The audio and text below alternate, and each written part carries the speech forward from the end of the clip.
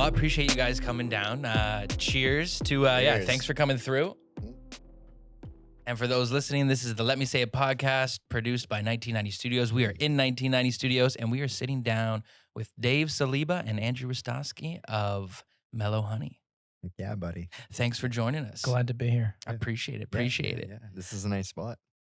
Thank you. It's coming together slowly, ever evolving process, and but we're getting there. It's We're official. getting there. He's got company coasters. Yeah. Very nice. I was told it wasn't real till you at least have a coaster and then a square sign. A square sign. So got the square sign. A larger coaster. Yeah, really. Actually, that's actually that's actually a good coaster. Well, when you go to a wedding, it's like the charger plate that the other plate goes on. Yeah. So That's we that. like to repurpose things. We're we're trying to go green Yeah. in these spaces. It's the name of the Big game. time. Go green. Smoke green. Absolutely. Well, thanks for coming through. I kind of want to start things off with the basics and just kind of, you guys are both musicians. You guys played, multiple instruments. You guys, I know you're Dave, you engineer, produce, do a whole lot of things. Andrew, I know you make beats and other stuff as well. And you've done it for, how old were you guys when you started getting into music? Let's start with you, Dave. I think when I started to take it seriously was I was probably 12. 12 years Oh, old. what are you in grade 7? How old are you in 12? Grade 7? 11, 12? I'm the wrong person to ask, but that sounds, let's call it Yeah, grade that 7. sounds That about makes right. sense. That That makes makes sense. sense. Yeah. I had a buddy who, we all know him, Harry. He played an acoustic guitar in his bedroom, and he played a riff that I recognized, and it was like, holy shit, how did you just do that? Blew my mind, because nobody in my family ever played anything. They're all like, artists, like visual artists or whatever. So I had no interest in that. But for whatever reason, he played that acoustic guitar, and it was like, holy shit, how did you do that? And Nice. pretty much from that moment, I haven't stopped playing. Nice. I've had bouts of like, you said producing, like worrying more about like the recording side of things and maybe not playing as much.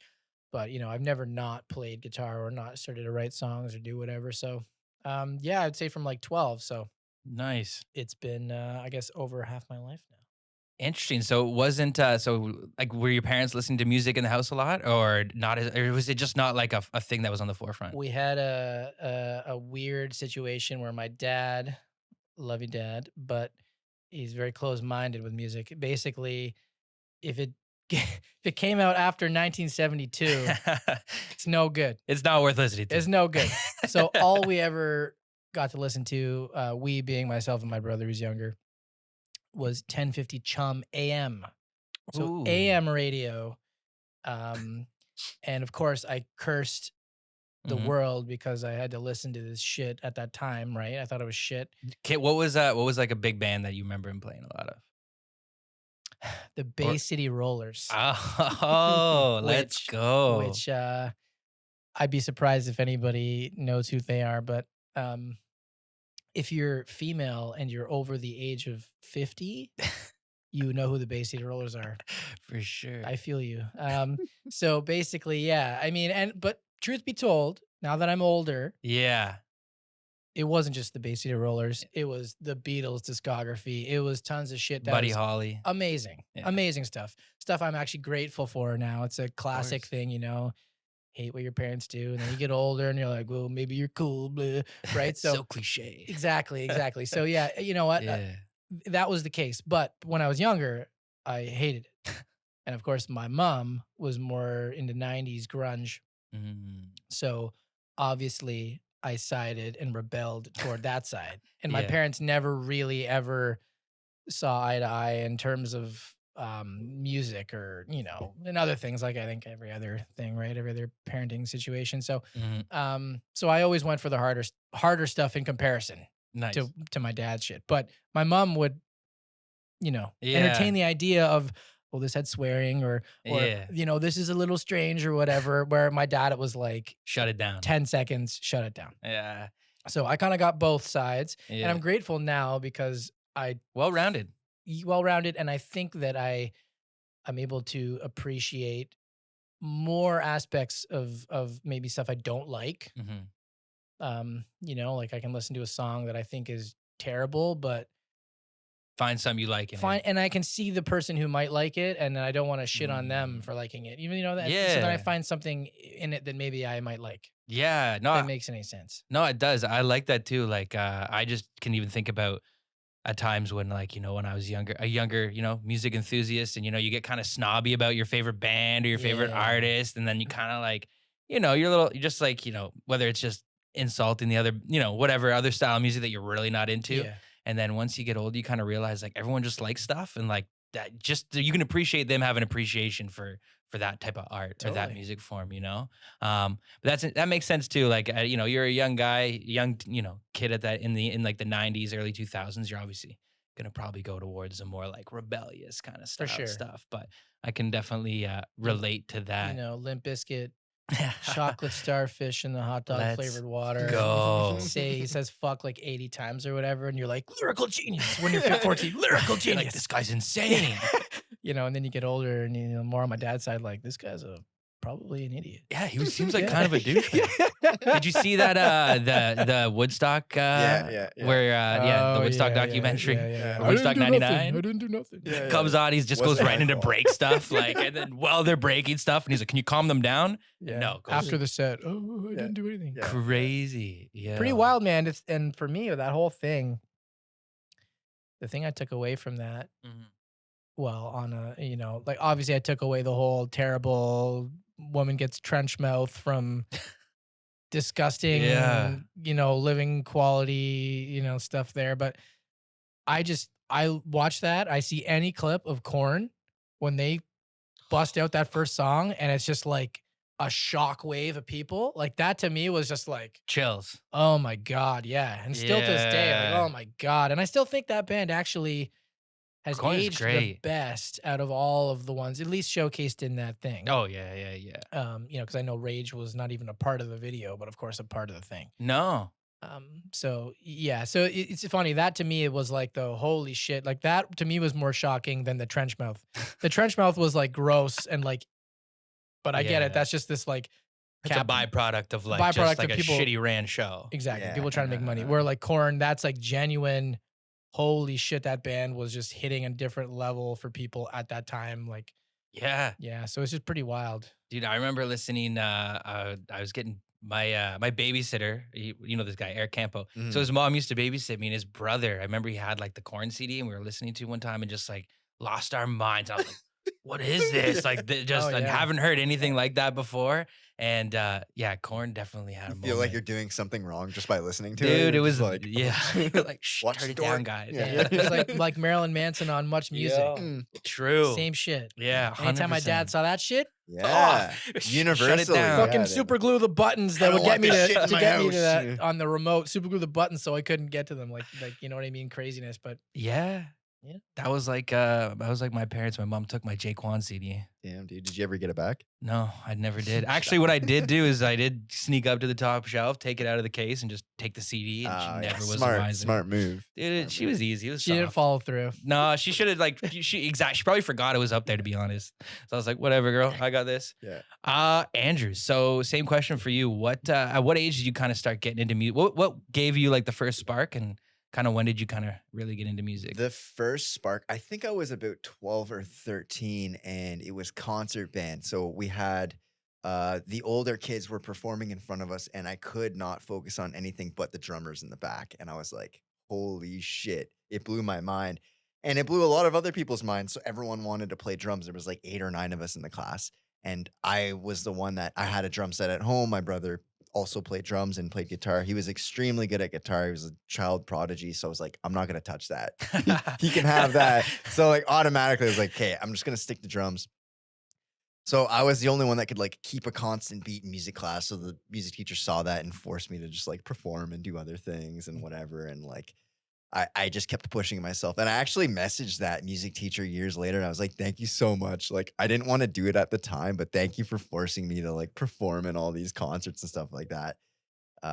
So yeah, it was just like experiences like that at school where I just kind of took a knack to it. And How old were you? Like similar age, grade 7-ish? 12, 13. 12, 13? 12, 13. I think sometimes kids do need a little bit of a push. Like it wasn't forced upon me, but it definitely was like, Yeah. like the teacher saw that I had some potential, and so was like, Kept trying to put you in that seat, yeah, right? Instead of absolutely, just right? being like, Yeah, "Yo, you want to do it?" And you're like, "Oh, I don't know." And you're yeah. like, I was "Okay, just don't worry kind about of it then." It's like right, they had to kind of give you that extra push. yeah, Nah, I can definitely see that. Like I played guitar when I was like younger, probably around grade 7 too. Like my parents never really pushed me into it, and then kind of stopped after like so many months when I went to high school, and mhm, then just I kind of went down a different path for a while. mhm, mhm, But yeah, I always wish I was like, oh, I always say to my parents, like, I wish you put me in like piano when I was mhm, like a little kid, when I was mhm, little, and just like made me do like, keep me in it for like a year or two. And I felt like, that would have been great. But mhm. I mean, hey, it's kind of good that, I mean, respect to them not like trying to push things on me. I guess it's good to kind of let a kid develop. But at the same time, maybe and I think with like boys, especially, you need Yeah, to kind of get them to you got to push them a yeah, little yeah, bit. for I don't know. sure, As a kid, I was like, for like sure, left and right for all the sure, time on like a million different for things. sure, for sure. I see it on Yeah, you work from a with teaching standpoint. I yeah. see it. I see a lot of kids who get pushed into it. Mm, And usually they don't really want to be there. be there, but they, at least from the way I teach, I at least try to make them not hate music. So if that means, um, you want to talk to me about your favorite video game, Mhm. but there's music in it, that's something that's Yeah. a little bit more valuable than just, I don't want to be here. I hate this. That's kind Yeah. of my perspective. So like I see, but then I have it both ways. I see the parents. The parents usually are forcing them not to learn the instrument, but to be in a social Setting. environment. Mhm, Yeah. mhm, Yeah. So mhm. I never would have thought that as a kid. Nah. My parents made me do. Well, they didn't make me, but they gently nudged me into sports, Yeah. and I liked it. Yeah. But all of my buddies that I have now, they all played sports too. So of course Yeah. we're all friends playing. So it's just one of those things. I think like is it a social setting thing? Do they actually want you to be a virtuoso on piano? Like that's a different story. Yeah. Right, Yeah. right, Yeah. Right. It's kind of one of those things that as a kid, I would never ever think about it that way. It's like you're No. fucking forcing me to do this. What, are you kidding me? Yeah. Whatever. When reality is like, oh, maybe you Yeah, got me to learn some social skills. yeah. I think it's important as a teacher too to give students a little bit of freedom with what they're learning instead of being like, you're gonna learn Bach, you're only gonna learn classical, you're only gonna learn to read normal music. It's like that was why I did really good is because my music teacher in high school gave me freedom. She was like, "You want to play rock music?" I was like, Nice. hell yeah, I want to play rock music." Instead of just being like, Yeah. "No, you're only gonna play jazz and snare drum and whatever." So like that was She super positive. Miss Yeah. Mackenzie, Miss Yeah, Mackenzie. yeah, she She was- she deserves a badge Yeah, of honor, man, yeah. because we would have a playing exam, Yeah. which I mean, curriculum wise meant I was supposed to play like some classical piece. But to her, she knew that was never gonna happen. Right. And she also knew that I respected her. I respected the instrument. So I'd do some half-ass version of this classical thing. But the real exam was, hey, I'm gonna bring my Marshall half stack into the gym. We're gonna turn it on to 10. Here's some earplugs. Andrew's gonna play drums Oh man. and Marcus. Yeah. Yeah. See how we do. Yeah. And Yeah. I don't know if a lot of kids get that opportunity now. If Yeah. maybe we were just lucky because of Yeah. her or what, who knows? But I mean, all I had to do was fucking play one note in that gym and him, Yeah. Yeah. hit the crash and the snare, and the kick. I should know that, the kick drum all at once, and it's just this big sound, and be like, of course I'm not gonna worry about my science test after that No. happens. Yeah. I'm gonna No. fucking do this more. Yeah. And that hasn't changed. But that's good, right? Like she giving you that freedom and kind of like showing you the way that, hey, it's not just this, it's actually all this. And actually meeting you as a teacher, like meeting you at your level. Like this is like the stuff that you're interested in. Well, okay, let's do this really well. Absolutely. mhm. You could hear my guitar Mhm. from the second level of the Yeah. high school through the Sick. halls. And Yeah. teachers would bitch. And she's like, I'm sorry. Yeah, I remember I'm that. Yeah, sorry. Yeah. This is a playing exam. Yeah. You can be quiet. You can handle Yeah, 10 minutes yeah, of this. yeah. Yeah. We'll You be know all what? right. She gave us a lot of freedom, but she was also brutally honest. Like, Nice. she told me to dust off my drum kit one time. Oh. She just knew I wasn't practicing. Wasn't She's like, practicing. you got to go home. You got to dust off your drum kit. I didn't say shit. I just walked away. I was like, can't believe she said that to me. Yeah. It's like, but she's Oh, I right. know, yeah. She's fucking right. That's Mm. legit. You need Yeah. you need that. And especially because she probably knew that she had that like that rapport with you, that trust where like you're gonna take you seriously. Because you need, especially as like all young kids, but I mean, I just feel like adolescent males, like you need that kind of kick sometimes. You need that little, little Yeah. push, Yeah. especially if you're like, yeah, you could be putting more time in, she's not Sure. wrong, Sure. but no, it's good. A good teacher can go a long way, man. Yeah. Yeah, man. You So you remember the shitty ones, but you really remember the good Yeah. ones. Yeah. Absolutely. big time. Yeah. So, she plays a big role, I guess, for both of us. I didn't even realize that. Of course, we Yeah. went to the same high school, Yeah. but we were in different classes. So, Yeah. so that, that makes sense. That's sick. A formative experience.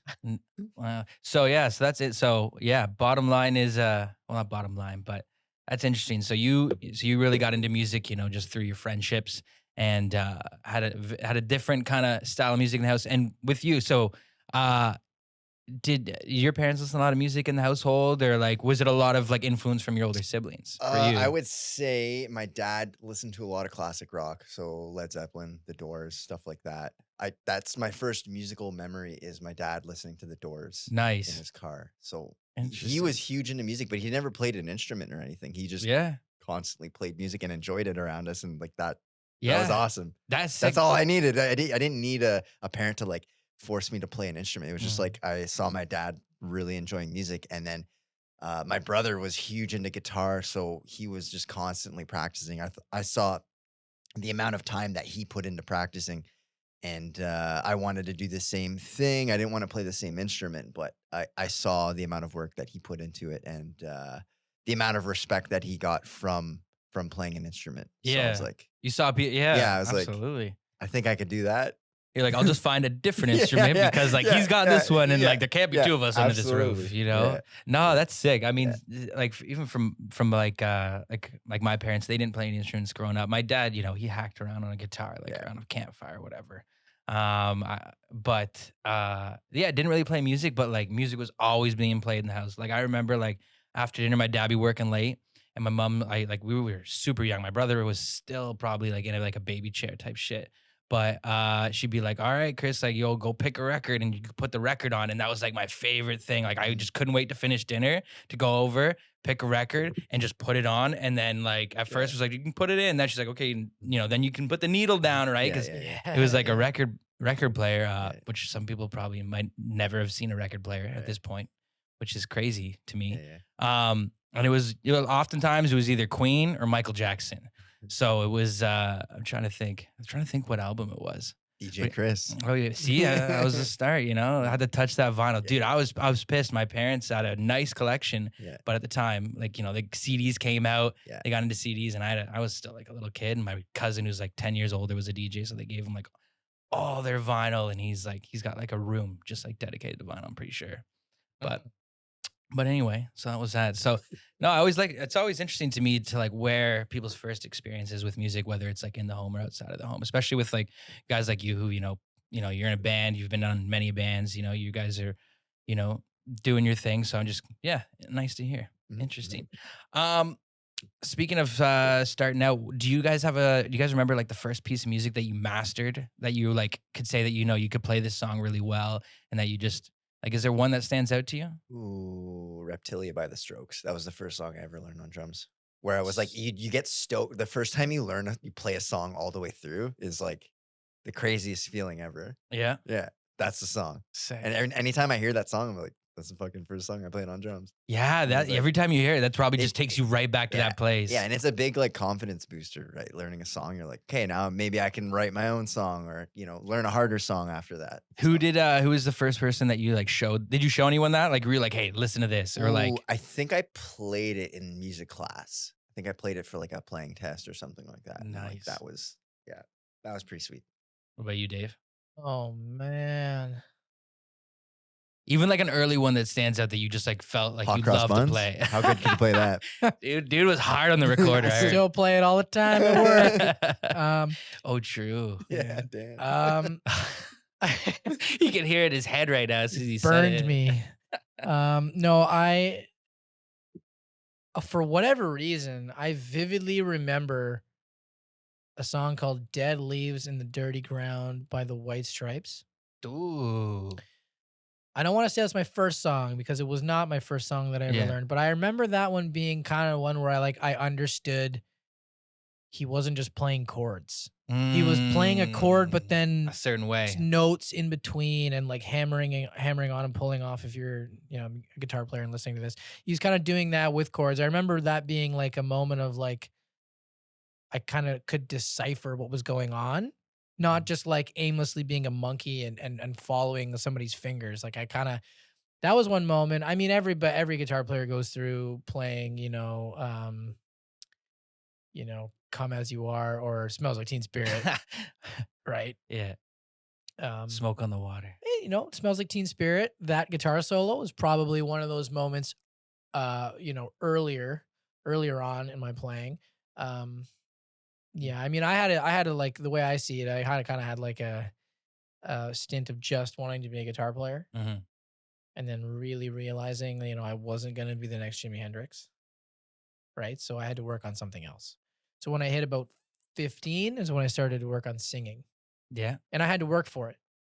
Yeah. There was, I mean, my dad kind of, we'd sing in the car, falsetto to the Bee Gees and shit like Yeah, that, dude, that's right? hard. So hard. But basically, like my guitar playing changed significantly after that decision of I'm gonna start singing because if I want to do this for Mm. a living, I have to sing Mhm. because I wasn't gonna be Jimi Hendrix. So my guitar playing has gotten better with time, of course, but my singing as well. So now I feel like I have a pretty good balance that I can just rely on that for a lot of stuff. So in terms of like vivid singing stuff, there's a song called I've Just Seen a Face by the Beatles. Performing that, like, oh my God, we're gonna perform that at like the coffee house at high school, Yeah. right? Like, oh shit, and like doing it properly, was like, oh my God, that's like the biggest memory I have of like conquering a song, I guess. But that has to do with just basic chords, but singing. Yeah. So I kind of have like two little, That what is it, BC and AD? Kind of think you're of it you're like that, right? Like that's kind of the way I think about it. But definitely. No, that's interesting. I know what you mean. Like there's those it's almost like those those weird parts where like something just clicks on like a whole different level and you're like, "Oh, I understand this differently." You start like hearing it yeah, differently. It's not just like you said, it's not just like strumming, playing these notes and just getting the point across. It's like, it's the feeling behind it and it's like that I think is what stands out in some of the best bands and the best musicians is just kind of that feeling that they put into it when it actually comes out of the music in yeah. the end. And sometimes, I'll be honest, sometimes I actively don't want to know what the artist is doing Mm. because then I don't want to have an Ah. association. I just want to like the music. Mhm. So like I love the Beatles. We talked about this earlier. Yeah. I grew up with them. I don't want to know what microphones they used. I don't want to know what I just don't want to know a lot of stuff because I want to enjoy it. I don't want to Mm. analyze it and think in my head just the way my brain works. I don't Yeah. want to think about why they made those choices. I Yes. respect it and I find it very interesting, but I don't want to know sometimes. Yeah, Like, that's interesting that you say choices, and I guess that comes from like a producer mindset, right? Is because there's yeah. so many different nuanced choices that goes into like cutting a record. From it's not just the actual song. It's like, all right, so what's the vocal chain on here? Like, what are you running this through? What mics are you using? And you Yeah. probably like hyper analyze that. Being somebody who Oh, like, dude. do you guys both enjoy like the technical side and like the Absolutely. equipment and just I do. I really do. But for me, it's gonna come full circle. I started off knowing nothing. yeah, So I was just like, what do you mean after I press record, I can fix this part? Mm. It was just press record, play the song through. yeah, If it wasn't the right take, I do it again. So mhm. that's kind of my mindset initially. And then when you get into it, you're like, wait a minute. Oh my God. I can manipulate every single thing. So then nothing gets done. And you have all these projects where it's just a shit show of like 80 layers of stuff, right? If you're a Yeah. producer, I know you're like, yeah, man, because that's what happens. Oh And god. now I feel like I'm on the other side where I'm just like, I have my good pieces of gear. Yeah. I can rely on them. I don't necessarily have to play the song all the way through in one take because a lot of the stuff that I love, Yeah. they didn't do that either. So if it's for a creative purpose, you use your studio tricks. But Mhm. overall, if I can't play the song or I can't play the part, Yeah. why am I here? Especially because it's gonna translate when you guys do your live shows, right? Yeah. You want to be able Exactly. to, it's not just trying to cut this record in the studio. It's like, we want to be able to perform this to our fullest. So if we're going to record this and put this out, like, how are we going to actually play it for people? Which, So, yeah. And if we're gonna sit and be as creative as possible yeah. and never go play live anywhere, that's one thing. Yeah, true. I'm gonna put a trombone through a fucking I'm gonna put a microphone at the end of one of those, like, what are those things, the fucking gift wrap things that you always hit, Kazoo your or siblings whatever, with. You hit your siblings with. No, it's just cardboard. Yeah. You know what I'm talking I about? know A what you're tube, talking a about. spiral Yeah, tube. Yeah. I'm gonna put the microphone at the end of that. And I'm gonna play trombone and get all this weird shit, and I'm gonna fuzz it out, and I'm gonna do all this cool stuff. Yeah. Right. And that's one thing. Yeah. That's still, the Beatles when they're getting experimental, like, cool, whatever. Sure. Right. Cutting Like, holes in their amps. I love that shit. And then I kind of love hearing the story about it too. I do like Inside that. baseball is kind of fun sometimes. Right. But you don't always want to see how the sausage is made. Exactly. But for our project right now, Yeah. who knows if it'll change down the road of how we want to do stuff. But right now, the live show is A, how we gain fans, B, how we get paid Yeah. sometimes. Right. We'll get into that. Right. So Ugh. it's pretty important that we have at least a somewhat accurate representation Yeah. of the recorded material to the live stuff. Yeah. Right. So to me, that's kind of where our mindset is in terms of writing. And recording. So it has helped me come full circle. So now there's only two of us. So I can't be writing guitar parts that are like 6 layers deep and all this. I can't do it. You're the only one playing. I can't do it. If I can't do it with a pedal with my foot and play, I can't do it. So write something that's going to work. Fair. Because that was actually one of my questions, but now that you're mentioning it, for anyone who doesn't know Mellohoney, they are a 2-piece band. Do you guys use any backing tracks when you guys play live, or is everything just 100% live? 100% live. We have some samples that we play, just vocal samples, just to make it weird and make it fun. experimental. Yeah, you're using it in a way Yeah. to like add to the creativity And of the we're, live and event. we're talking like vocal samples, like a speech in Yeah. between songs. Yeah. That's sick. we currently don't use a click track. Nice. However, we're not against that. Yeah. Click tracks can help so you don't like play a song way too fast or way too slow, because we've committed to live videos where we play something like way too slow and we're like, we don't realize it till after. Yeah. And then you spend all this money and you're just like, well, I guess that's how it is. Yeah. Right? So that's a benefit of using Definitely. click tracks and stuff like that. But Yeah. we don't have a show that's totally programmed, to the T of like, everything. We like to do some tempo change stuff in songs too. So, sometimes the natural feel of that can be nice. Mhm. Sometimes using a click, I think we're pretty open to expanding how we do things, but I don't, and I think Andrew as well, and he can clarify. I don't like seeing bands using backing tracks. Yeah. I don't like it. That's fair. You hear a lot of people talking shit about that too, especially when there's like backup vocals on the backing track and there's enough people on stage to sing them. And it's like, you're kind of, it's a little bit cheesy. It's a little bit cheesy. When there's elements that you cannot perform live, sure, use them as backing tracks. But like, it does take away from the music, because then you're thinking about it. You're going, okay, what is real? What is actually being performed right now? Is that solo? Okay, what's going on, right? And it I know be a bit much. Yeah, I know they're banking on most, like, whatever band is doing this. They're banking on the audience not caring about if there's backing tracks or not, or they're banking on them not knowing. Right. And to me, the not knowing thing is kind of dirty. Yeah, it's kind of like that dirty little secret. Don't worry, they won't notice. Yeah. That to me is a little dirty. Yeah. It's kind of like you're kind of like, you're just assuming your audience is unintelligent, or it's just like, right.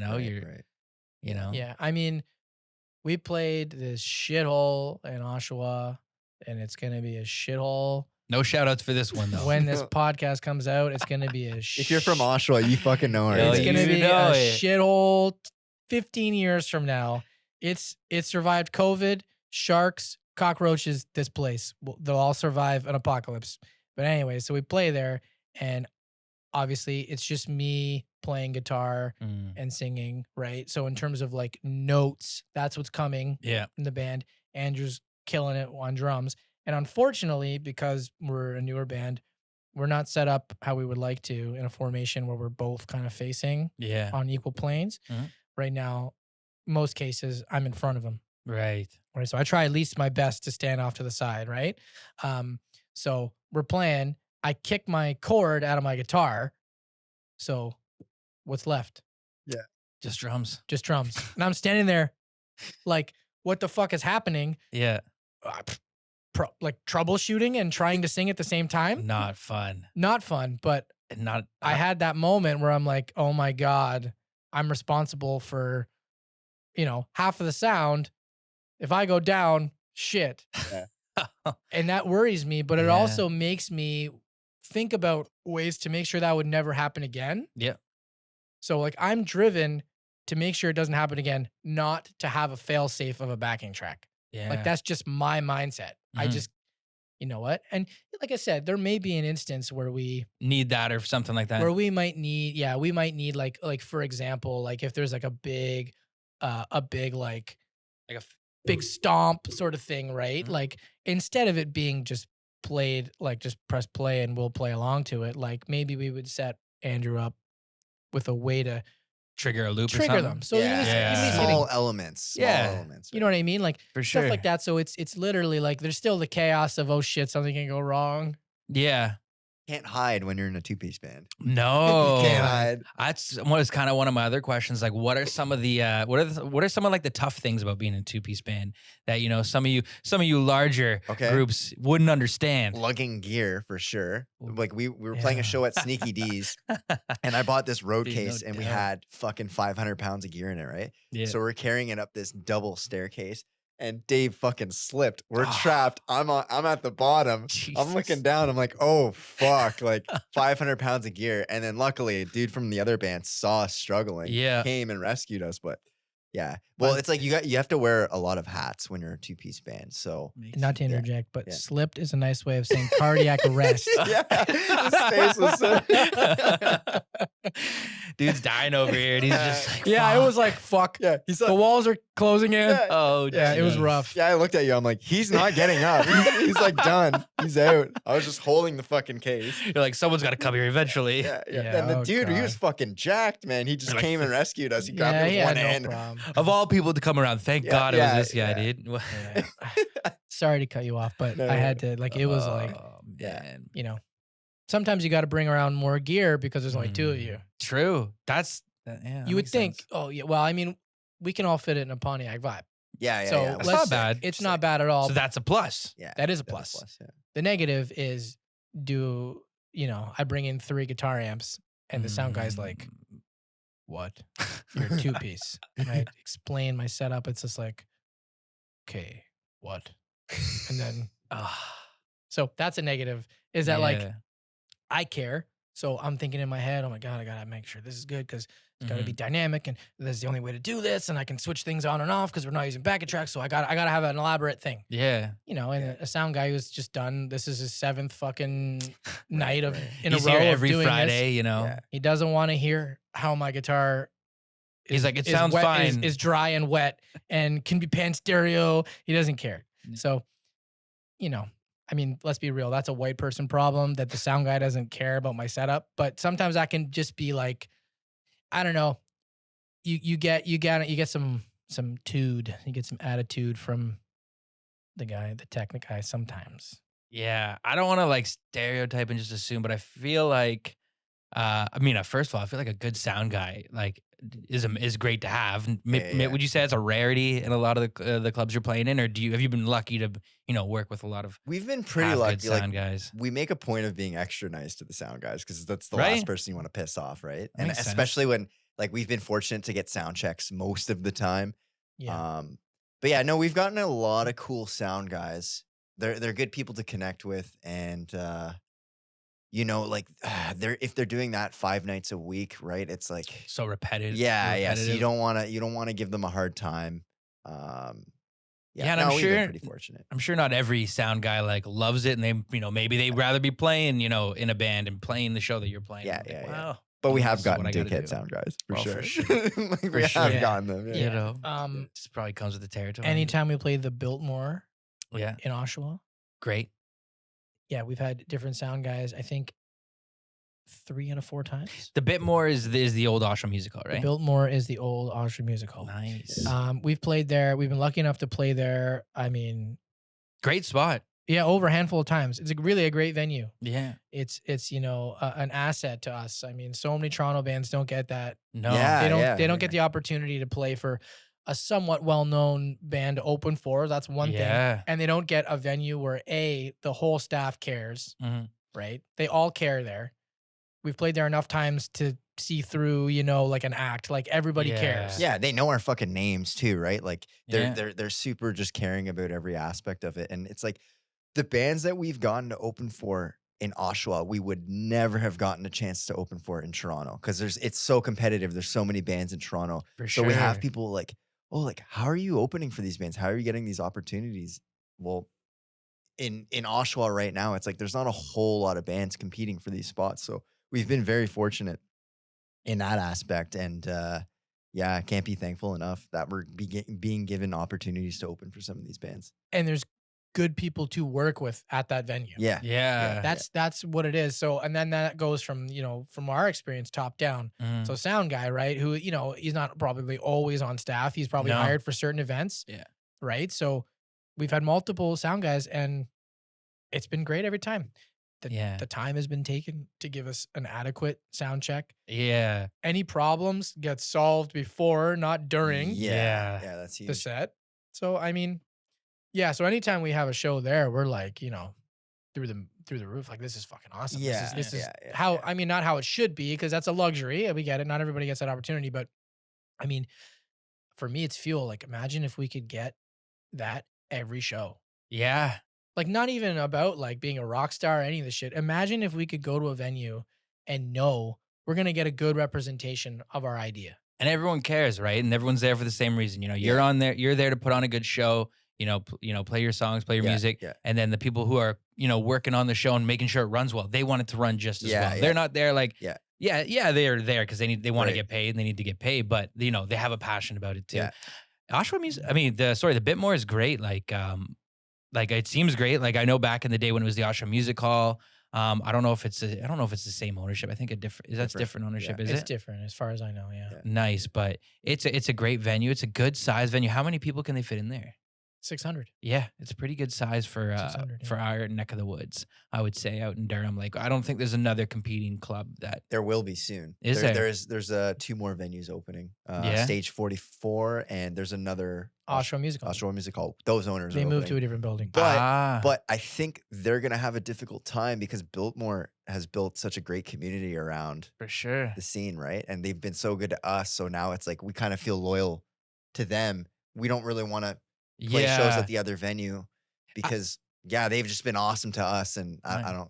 I have a question about that. Do you so when you're do you have with these certain gigs, you can answer this if you want, or just say no, we don't answer it, but do you like usually come to an agreement like, hey, if we're gonna play here at the Bitmore, we're not gonna take a show like the Friday before, absolutely like down the street at XYZ. The industry term is radius clause. Radius clause, that's the one. Which we got told from a guy. The people who always tell you these things are obviously the most unprofessional of all the people, right? I haven't played a show in years, but they're, they're like, so, radius clause, like, the demand for us right now, like, you're going to get crushed because we played the week before, which is never the case because, we don't have a following I get it. If you're Billy Talent, you're playing Toronto, you sell all these tickets, and then you're going to go play in Mississauga 4 days later. I get it. Yeah, that makes sense. It's a lot of money on the line, I would assume. Yeah, right. If you're us, right, Mellohoney, maybe, if it's a Saturday night, right, we get a lot of our friends and family. Maybe we get 50 people, right? That's good for us. The other bands aren't going to bring out that many fans either. So maybe the next show that we do a week later, maybe we only bring 25. Maybe that other band brings the extra 25 people. Yeah. Like, let's be real. It's not like and copious amounts of money are just being sucked out of their pockets. Like, so the radius clause thing is ridiculous. I think it's Yeah. totally ridiculous. I understand. I mean, if you want to be a band and you want to play, You got to kind of play ball a little bit. you got to play ball. But let's be real. If we can play Toronto once and it's for 3 months and it sucks up 3 months of time, you better pick the right show. Yeah. Or That's been a lot of pressure too, is like we get offered these shows and it's like we don't want to be rude to the bands, but there's always the thought of, are we going to be offered a better show within that radius clause? And luckily that did happen to us a few months ago, where it was like, yeah, we like these guys, but we kind of just want to wait it out to see if we get offered any bigger shows. And it ended up happening in our favor. So it does suck. We have been kicked off of shows before. It did happen once with the radius clause. Yeah. They didn't even clarify it with us. We were just filling in for another band. We didn't bring anyone out. It was just kind of an emergency fill-in thing. And then the venue owner was like, yeah, taking you guys off that other show in 3 weeks because radius clause. We were like, that was like when we learned, oh, that's what a radius clause is. So this thing's real. Yeah. And you know what? For certain people we work with, Yeah. we've talked very positively about a certain venue. Yeah. For a venue like that, you know what? Absolutely. What would you like us to do? Yeah. We'll make sure that you're happy, and we do bring every single person we possibly can for that night, Yeah. because we know you guys are worth it. It makes sense. That to me, I get it. Like, not that we have a huge draw, but I get it. Nice. For some other bar that they don't have a relationship with us, or they don't show that they don't really want to have one, yet they want to impose all this other stuff. I mean, we'll do it. We'll play ball for sure. And we're not going to cry about it. But at the same time, somebody's got to say something like, so what, we're going to play Toronto once every 3 months? Like, how are we going to gain a fan base that way? Yeah. And I mean, obviously you guys. If we're a live band. Yeah. Yeah. I don't know, Yeah. right? It's just I don't know. A lot of bands, go through way more, stuff than we do. So we can't really complain. We've been lucky. We only really had that one bout, but I don't know. It's just this radius clause thing, and who checks the radius? Like, who's enforcing this? Is there a secret like USADA that comes and instead of drug tests are like, hey, have you been on social media promoting any other events? I guess it's one of those things. They just look at your Instagram and they're like, yo, what the fuck? Yeah, it's probably just on. And I get, I get it. They're covering themselves. It's tough. It's a tough thing. At least, if they're looking, at least it means they care enough. Yeah. That they're like, this is in place on purpose because of this is this. I can stand by that. But I just don't like this,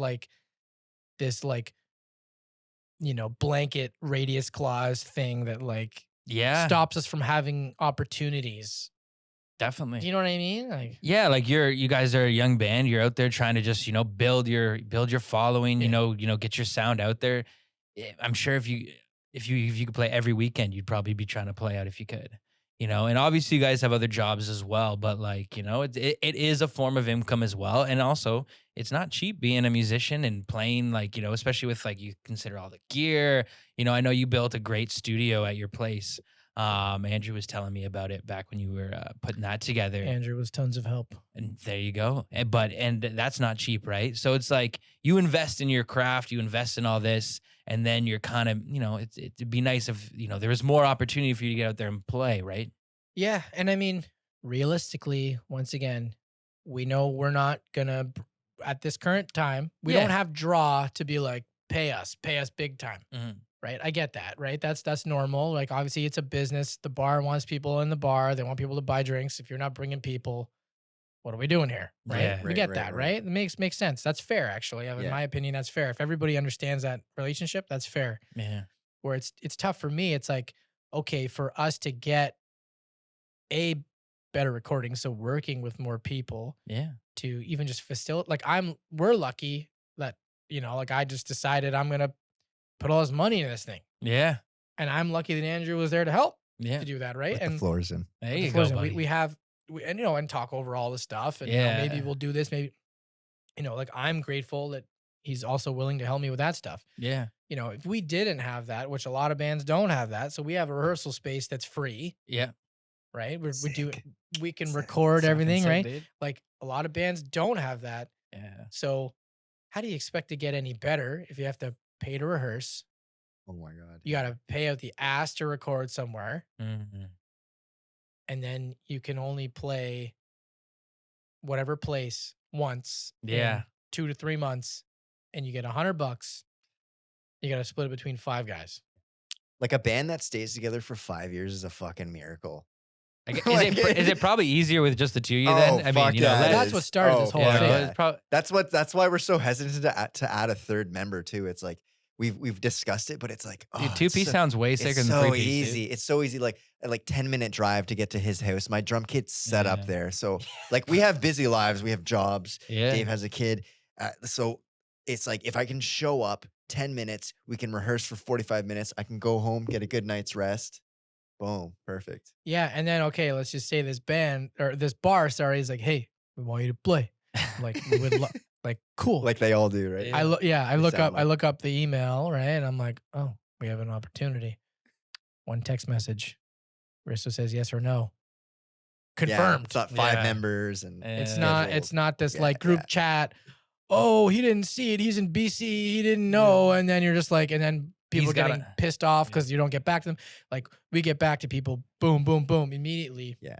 And if and we haven't had a scheduling issue once because everything's easier to manage. How does that translate to making music with just the two of you? Like, do one of you guys take like a bigger role in it? Like, or would you say, I kind of do a lot more of the writing, or we kind of co-write everything? Like, because I imagine only also having 2 members as well. That's like you kind of have the more like there's less people to have the decisions and input, which can be great because music is a collaborative thing. But at the same time, you don't butt heads as Yeah, much. yeah, Maybe yeah. Yeah. like yeah. what do I you think? There's pros and cons too, because we've talked about it is nice to have a third opinion outside of our band, Mhm. like working with a producer, because sometimes you get stuck in a True. thought bubble of like, yeah, I think this is good. And then you could have a third opinion of someone who's like, no, I think you guys should take this out. So it can be harder to write music with 2 people, but we definitely get stuff done a lot faster with 2 people. Dave is like predominantly the songwriter. He'll send a track over to me. I'll figure out the drum beats for Mhm. it. I'll send it back over to him. He'll be like, I like this. I don't like this. Send it back. So we'll kind of go back and forth with the song a little bit. We'll rehearse it. We'll play a few shows. And then sometimes we'll end up changing the song while we're playing live too. We'll do these like weird Mm. things. So Figure something out so, when you're in the yeah, live setting. figure it out, buddy. Figure it out, Yeah, buddy. yeah, yeah, yeah. Try it out, dude. Mellohoney Yeah. mystery nugget there. Yeah. I agree. I also think he's not giving himself enough credit because in the past, Andrews had an idea, dude, we need to have a tempo change here. Mm. And then to me, it's like, fuck, why didn't I think of that? Then it reinforces the idea, oh yeah, we're a band. We both have Yeah. collaborative ideas. Yeah. And Totally. that to me, if you ask me, maybe some entertainment lawyer would disagree. His suggestion of a tempo change, that to me is songwriting. Yeah. That's worth it. That's part of making that song. That That's song worth it. changed completely when you change that tempo. If Yeah. he right? It's doesn't gonna have a change so drum much. beat, if he has a drum beat in the song that I think, like gives me an idea for a Mm. riff, that's songwriting to me. Yeah. It's not just a beat; it's songwriting. So I think especially in our newer material, we're far more collaborative than before, where it was like, hey, dude, these are these riffs I've had for forever. Mm. Let's piece them together, because that alone is songwriting too. Yeah. But now it's more so like, like, oh, what you're doing there, that's fucking awesome. That's gonna make me do this. And like we'll have rehearsals. We have a couple songs that literally just from rehearsal, we piece them together, like on the fly, and it's like, oh, I gotta remember that riff. Yeah. And I remember the riff because he played this badass beat, Nice. and then like maybe he didn't change the beat when I would assume he would, Yeah. and that created a whole other aspect. Made you kind of play the song differently. Totally. And then Yeah. he's right. Like we kind of do the old school approach, not by design or by Right. genius or anything. We're just like, fuck, we're stoked on this new song. Let's go play it live. Sick. So we play it live 4 or 5 times Mm-hmm. and it changes. That's Yeah. like the old school, like, you hear about Led Zeppelin, like, there's different versions of songs, Yeah. different versions of the same song, sorry, because they hadn't gone to Yeah. the studio Yeah. yet. Yeah. This one has the 45-minute fucking guitar solo. This one has the whatever. Yeah. I know we're not doing that, but you know No. what I mean? Like different lyrics, different. Yeah, it different becomes arrangements. refined through all these processes, and like I'm glad that we kind of wait a little bit before we fully record a song because it changes so much and it gets so much better over a 3-month span of us just playing it live and rehearsing to it. And Right? I It's like, don't think we've ever had the instance of it going backwards. We've never had a song get never. worse. Yeah. No. Did you ever have a song that maybe you're just like, you know what, I'm not feeling it anymore, or you kind of like played it out too much for your own kind of? We've taken songs off of our live set list, or we've kind of like sidelined a few songs where they'll just be like B tracks. Maybe we'll put it on a flip side of a cassette or something like that. Yeah. Do you cut everything like everything you make, or like will you just like not like do you record every song you make typically just to like put that together, or you're like, I you would know say what, so, like we because kind of wrote this, but I don't even want to put the energy into recording this. Like, has that ever happened? well, I would say, like Dave was saying, it always gets better, right? So even Yeah. if we're not feeling a song at the beginning, we know that it's going to become refined after we play it live a few Yeah. times, after we rehearse it 100 times. So And sometimes I guess it just takes time till you find that right piece that really Yes. changes Yeah, that yeah, song, yeah. and you're like, oh, I love that Right. now. For sure. And you know, I know at least from me, I've got riffs when I was 15 They're that so I still dig. sick. That I'm like, we can fucking do that. You know, Yeah. whether or not he remembers that riff or not when we were in a metal band, Yeah. I'm like, we can fucking make that work in this band. You know, Yeah. like that sort of stuff, right? So it never ends. You know, Yeah. if you have a creative mind, I hope whoever's listening, if they do have one, they agree. Like it never ends. You always see potential in something, Mhm. you know, but you're right. You want to make sure you put that potential in the right thing and not Yeah. just burn a bunch of time on a Right. riff because you're nostalgic about it or whatever. Right. Um, Or too attached to it, because it's Too like, you attached to know, it's when a you better- create better- yeah, something, yeah. it's like you kind of have this like feeling, especially, well, probably now you guys have been making music for a long time, but I feel like you get to that point where you're able to like take yourself away from it and like, okay, like let's not waste our time, or like Yeah. let's put more into this, and you're not Mm. too attached. But when you're first, especially starting out, it's like Right. everything is like, "Oh, I'm never gonna be able to make this again. How did I like, Yeah, you know, yeah, I don't yeah, know. yeah. I get that feeling sometimes when I'm making beats, or I Yeah. used to way more. Yeah. And like, I wonder if that happens to you guys. the let's not waste more time on this usually has to do with the mix. Yeah. That makes- You know, like that's one thing I value massively. From Do you mix? You mix and master all the I Mellohoney? do, but I don't want to. I mean, I do. I Yeah. love it. Yeah. But at the same time, you know, you nitpick things to the point where it's just like, I would never do this to a client. Yeah. Like, I would never ever be this neurotic with a client. Yeah. That's kind of like one of my questions. Like, cause is like being the person who wrote and created this, recorded it, and mixing it. And then, yeah, cause that's a certain different level of attachment when you're like, say you had a client mix comes in, someone sends you something to mix, you're hearing it all for the first time in whatever context you're hearing it in. But when you're actually created it and wrote it, you know the context, you kind of have this different feeling towards it. You know, like you might have had this vision on how it should sound, and that probably evolved a bit as you went along. Oh, yeah. But it's like, I could see how easily you would just get tied into these minute details and wanting to just go over it and over it again. Where it's like a client sends you something, you might not have that attachment to it. You're like, okay, I just want to make it sound as best I can. Yeah, you know what? There's pros and cons to both. Yeah. Like, I think what we've learned overall is we can release stuff. We can get it to a level where we're both happy and release it Yeah. and feel like, you know what? I can live with this 20 years from now. I can live with this. Yeah. But there comes a time when if you want to do it and you want to do it not properly, but you really want to make sure that you haven't left anything on the table. Yeah. You kind of need somebody else involved to trim the fat Mhm. or to push you. True. And push you in a productive way, not push you in a way where I just ate 7 hours up worrying about sibilance on my vocals. That makes sense? Yeah. You know, because I have certainly ruined songs by the mix. Mm. The recording, the parts are great, in my opinion. Well, both of us, we both signed off on it. We think it's good. Yeah. But the mix, I'll crush the shit out of something, or you just get caught up into these things. So for me, I think perfect world would be we got a guy has better ears than us, Mm. has great opinions, and is also excited about the music like he's in the band. Yeah. That's perfect. makes sense. And I think a lot of bands that get elevated, they have somebody like that. Yeah. Or they've worked with somebody like that. They might not have access to somebody like that all the time. Mhm. And, you know, we've got plans. We certainly hope that we do have somebody Yeah. who is on our side for that. And I mean, Yeah. From every conversation we've had, we think for sure Yeah. this is going to be good for us. This is going to be great. This is going to push us forward. Yeah. Right. So I think that's the main thing. And I was so against that. That's why I built the studio. I spent all this fucking money. I don't have money. I never had money my whole life. You know, like not many musicians do it. I never have. Into I the never music, have. buddy. So this was a big fucking deal for me to like build a build a room within a room and have all this gear and all this stuff. Like it was a big deal, an investment. Yeah. You know, so I was against that. We're gonna do it all. We're in charge of everything. This guy doesn't care that much. We have to pay him all his money. He doesn't care. You know, once again, you come full circle. You realize it wasn't that guy wasn't worth that guy. We don't need another guy. It was just maybe that guy wasn't the right guy. Yeah. There is somebody who's going to be the right guy. Yeah. Absolutely. I think it goes back to like being a two-piece band, wearing a lot of different hats, and then coming to a point where you're like, I don't want to wear this hat anymore. I want to, and that's a hard decision to make. Yeah. But at some point, you got to be like, okay, we're gonna outsource this. We're gonna let someone else take care of this. It's a really fucked up analogy, but I have pets. You guys have pets? Yeah, pets.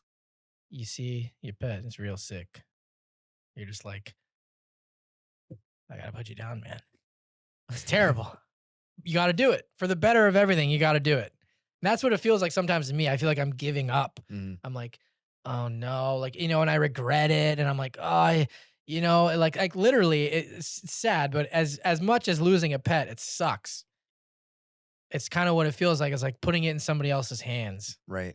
It's like, oh God. I do like the aspect though of recording the songs at your studio and having them like 70% of the way there, and then showing the producer and kind of getting rid of some of the work for him and being like having something that's, it's not polished, but it's close to where it's in the ballpark of where it needs to be. So the idea is communicated very effectively in that regards, where it's like the producer kind of takes us a little more serious, right? Because he sees the potential of the song, right? Because like we have a full EP right now, totally demoed, that we recorded in Dave's studio, and like to me it sounds pretty good, but we can get producers excited about it through how well we've demoed it, right? We just want them to take it to the next level, but like that aspect of it is fucking and that's awesome. what I mean. It's like the sick pet. It's like, you know, putting your kid up for adoption. It's like, it's your baby, you know, right? It's your baby. Yeah. It's a crazy analogy, I know. But if you spend as much time as I do, it's like, you know, I've dreamt about this shit for so long, and I'm so grateful that I was able to get a demo done. And it sounds great, but to me, it's like, well, maybe this is more than a demo. But in reality, the reality is, we need somebody. I need to pass this off. Somebody who's gonna raise this child better than me. Yeah. Or this pet, unfortunately, has lived a great life, and I've done a great job. You're a good dad. You're a good dad. I'm a good dad. You know, it's just, it's sad. Yeah. It's just sad. It's sad, but it's also hopefully better overall. You know, sad dad. Such is life. Yeah. Bad dad over here. Such is life. No, man, that makes total sense. Sorry to get deep on everybody. So deep. Man, so deep. And congrats on the kid, by the way. Yeah, Thank you. You guys want another beer or anything? Let's do that. Take one, yeah. Oh. Free parking. Boom. Yes, and thank you for the congrats on the young one. I appreciate it. Yeah, man, that's awesome. Congratulations to you and your wife. Yeah. That's tight. Good times. Kids are tight, dude. Fucking sick. Rock and roll and diaper parties. Dude. Oh yeah. That's my next tattoo for sure. Rock and roll and diaper parties. Yeah. This guy goes hard. Yeah. I don't want to keep going too well. I mean, like we could, but go too crazy like into you know, the technical side of music and recording process. But I do enjoy that kind of side of things. So I did want to ask a couple more questions in that respect. What is one piece of gear in your studio that you can't live without and that you use in every single recording? Well, cheeky answer is my computer. Oh, you bastard. Yeah, a computer that doesn't fuck up, that's huge. For sure. I get that. Yeah, right? Yeah. So a computer that doesn't fuck up is great. Let's just say you're privileged and you have a computer that doesn't fuck up. Then the next thing, I mean, I think if you have a good microphone, you can get away with pretty much anything. The fancy preamps, the fancy that stuff. I mean, that literally is excess stuff. If you have a basic digital preamp on your interface or whatever, but you have a good mic, Mm. gear wise, Yeah. I would say get the mic. Yeah. More importantly, let's just say you have a somewhat mediocre mic, but you have a good room. The Mm. room is so important. And I used to listen to guys on podcasts talk about that. I'm like, these fucking boomers. They got money. They were talking about a room. And then, let's be real. I have a garage. But And we built it out, but it's enough space for us, but yeah. it's not a luxury scenario. I don't have AC. We're fucking sweating in there. Oh, But that room alone is huge. huge. Huge.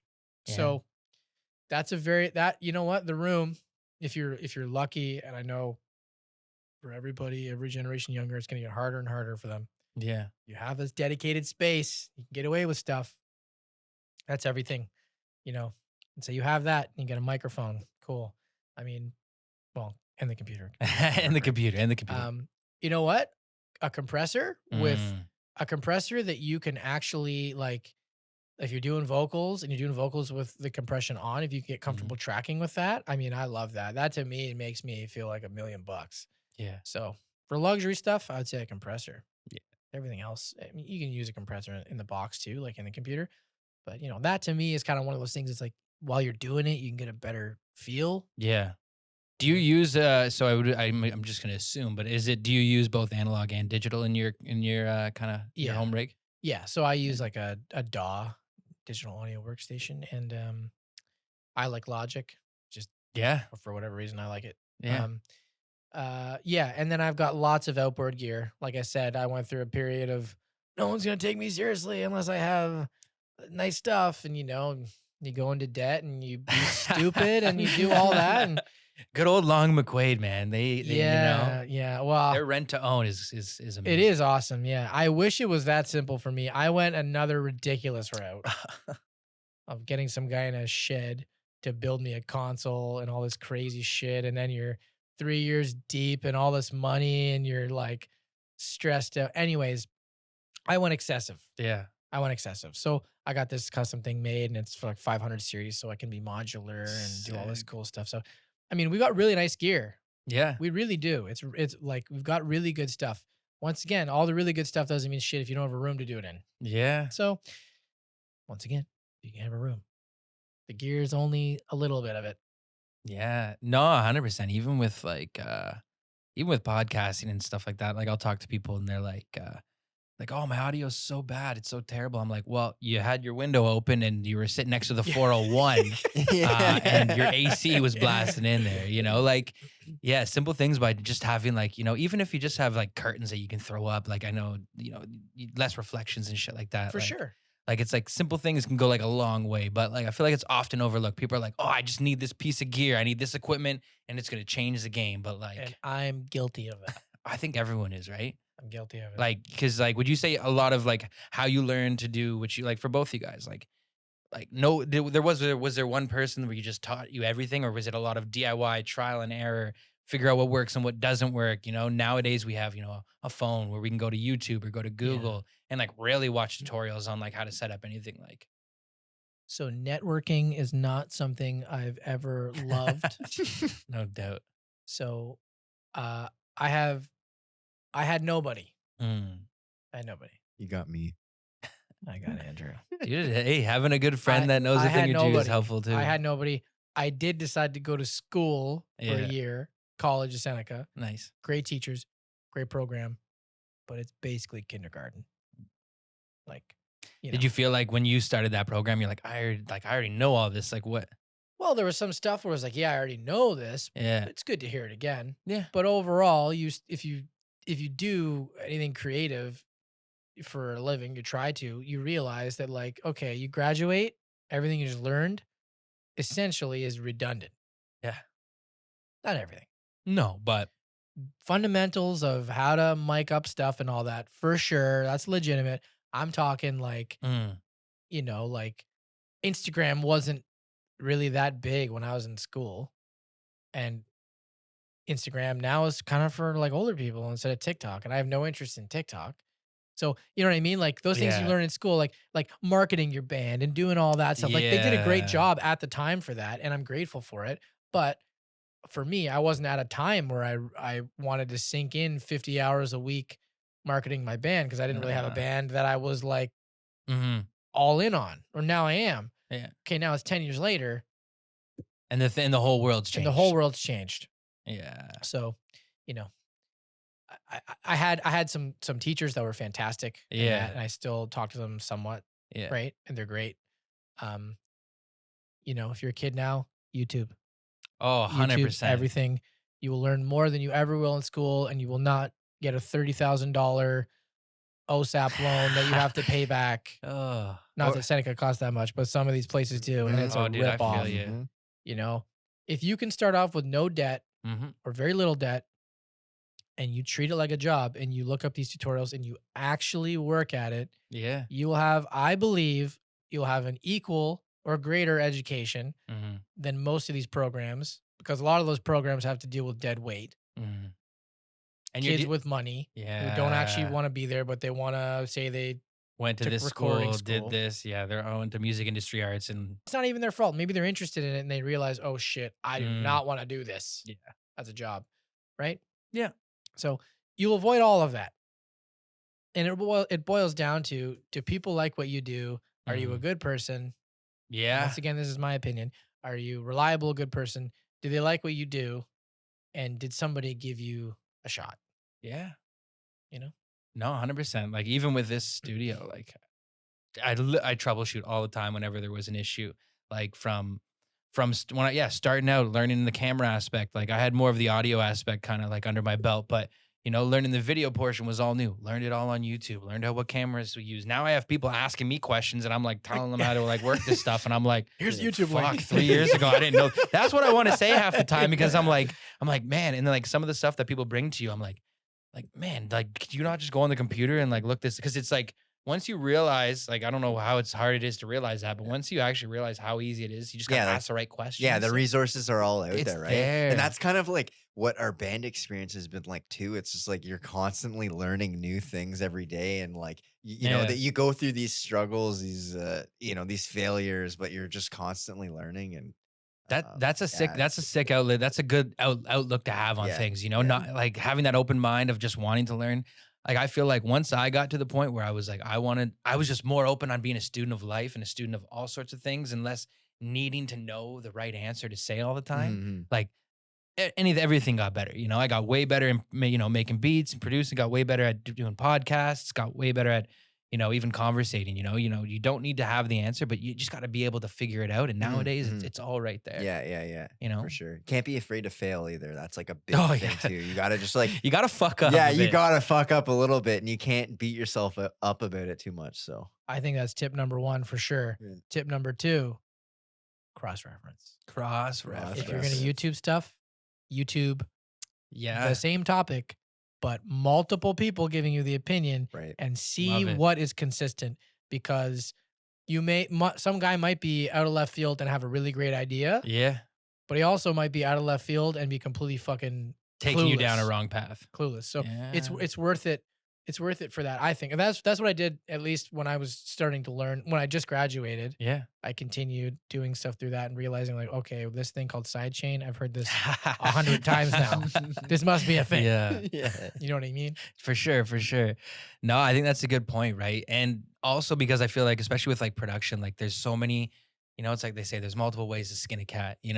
You could be, there's just so many different ways of accomplishing something that the one way that one person shows you, there might be like three other ways. One might be better, one might just be better for you, Oh, you know? yeah. So exposing that is also helpful. But for sure, also worrying about if someone's going to just be giving you shit information. Yeah, I mean, yeah. nowadays if you find like a reputable channel, and you can read the comments. I always go check the comments as well and be Oh, like, yeah. all right, what does everyone think of this guy? Is he out to lunch?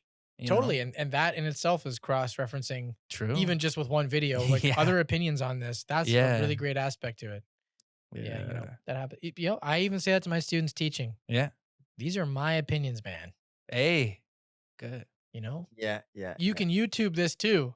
at home, and you're gonna find stuff that either I didn't bring up Mhm. because maybe I didn't think you were ready for it, Mhm. and I was wrong, and you were ready for it, and you're excited about it, or I didn't bring it up because for the right reason. So, True. am I right? Are they right? We'll see. For Yeah. sure. Well, it's You know, kind of like you learn these rules as you're developing as an artist or as an engineer, and then when you get really good, you learn how to break those rules, and that's something interesting too. It's like you'll be taught how to use this type of microphone, and this is how you use it. This is how you EQ this. This is how you do that. But then the real freedom is when you learn how to like break those rules. When you learn how to oh kind of yeah, do it your own way. So that's Yeah. songwriting too. yeah. Yeah. I mean, when That I makes hear sense. when I hear anybody talk about that, I always think, oh, songwriting.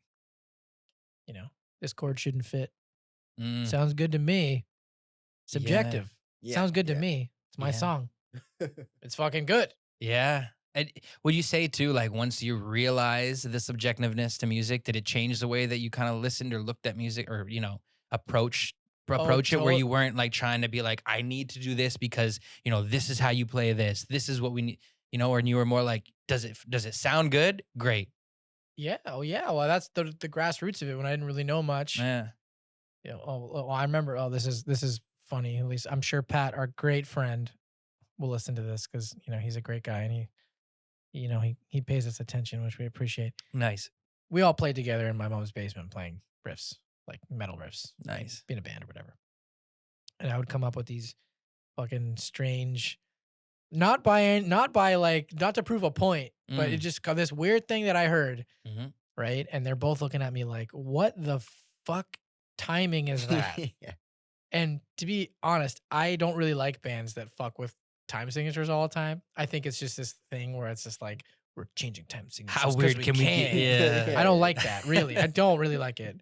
If I notice it, that's a problem. If it Mm. happens naturally, I'm cool with it. Too much intent on trying to stand Yes, out. yes, yes, yes. Mm. Band names will remain nameless. But anyway, so they'd be like, "We like this. This is pretty cool. Mm. I don't know what the fuck you're doing time wise or whatever." Yeah. And he would always have a couple of go throughs, like, "What the fuck is going on?" As a drummer, did Yeah. it just like perplex you? You're like, what the fuck am I Yeah, I'm dealing like, with? why is there an extra beat here? What the fuck? And it just happens, and we Yeah. worked through it, and Yeah. we're breaking rules, not really because we wanted to, but it worked out nicely. Um, Jazz, baby. Jazz baby, yeah. Sorry, say your question again because I know I had a point. I'm at that point. Right, No, that I point. was just asking if yeah, did you feel like you had to be in a you like having an open mind to music and understand Right. like what sounds good? Like Gotcha. did that kind of Not classically trained. I always had an open mind because I Nice. didn't know any better. ah So I would bring a riff to him. This packaged this perfectly. Thank you. yeah. Wouldn't know any better. This is my cool riff, and they're both looking at me like, "What the fuck Yeah. is that?" So then they also not knowing better, just learn it, and we just play it, and we like Yeah. it, right? It helps me a lot listening to music, understanding it's subjective. Because if I really don't like something, Mhm. instead of being like, "This is trash, this is fucked," I'm more so like, "Somebody somewhere likes that, whatever." That's just a better mindset to have for like your own well-being too. Like, you know what I mean? I think so. Like more positive outlook and you're just Like, like, eh. music really doesn't bug me that much if I don't Yeah. like it. Fucking shows and movies drive me crazy when I hate them. But I have to adopt that Yeah. to Okay. to my entertainment with, That's fair. movies and stuff. I gotta, like if the show is explaining the plot to me, Mm. oh my God, get it out. I can't do it. Yeah. Right? Yeah. But in music, if I know that the voice is tuned to shit and it's all fake, somehow subjectively, I'm like, Somebody likes this.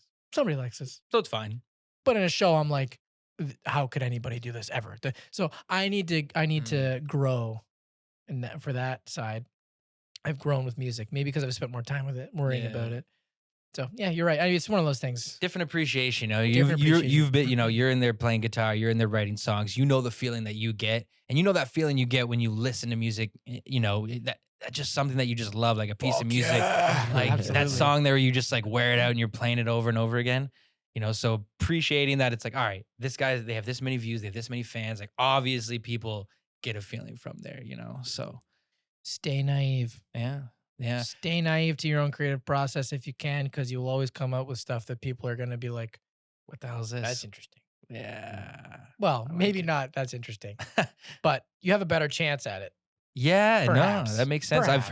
I've heard a lot of musicians talk about some of their whether they were like, whether they have a friend or they were the one who kind of grew up playing classically trained, you know, crazy played multiple instruments, just very like in the box. And then they have a friend who, picked up the guitar later in life or started making beats later in life and they just start like pulling in these weird things because they just don't know, like they just know the way that they've learned. Oh, They yeah. don't know like someone put this in, they did these, played They these don't know the songs. rules. They don't so know the they rules. automatically They break the 'em. rules. Yeah, And it's interesting. Obviously, it That's- can go south, but it's like you hear a lot about that's how like those outliers are created. That's how like Oh, yeah. I'm sure like back in the day when like we were talking about the Beatles earlier, when they were doing weird things with their amps and just trying to like play with the different textures and shit that they're trying to get out of their sounds. Like people were probably looking at them like, "What the fuck are you doing?" Mm. And then Technology had to evolve to them. yeah, It's wild to think about. that is wild. Crazy. Talk about breaking rules. I mean, that they're up there for me for that. Yeah. Do you think nowadays that there's less opportunity to break rules for musicians and artists?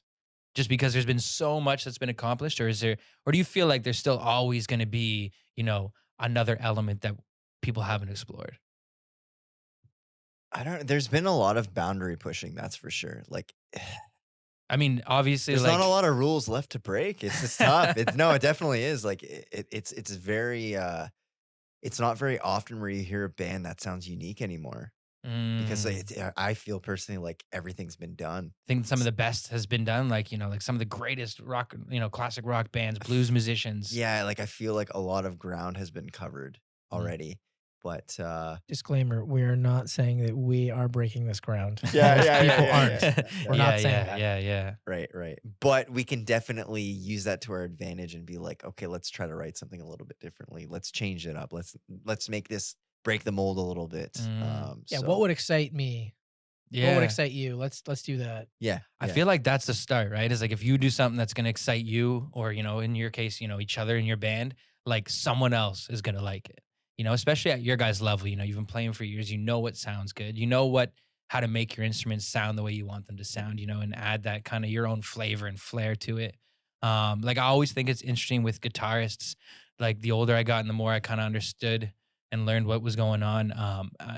Is just it's interesting how like just certain guitarists can just get such a different sound out of the guitar. They could be playing the same guitar, but like there's just something to it. Like whether it's, I mean, I know there's different pedals and stuff that they're using, right? For sure. Different effects, but like even just like the way they're playing, right? Like you can hear, like if you hear a Stevie Ray Vaughan riff, it's almost like, oh, Yeah. it's Stevie. Approach everything. I talk about this every fucking day at work. The hands thing is real. It really is. How you hit it, why you're hitting it this way, decisions.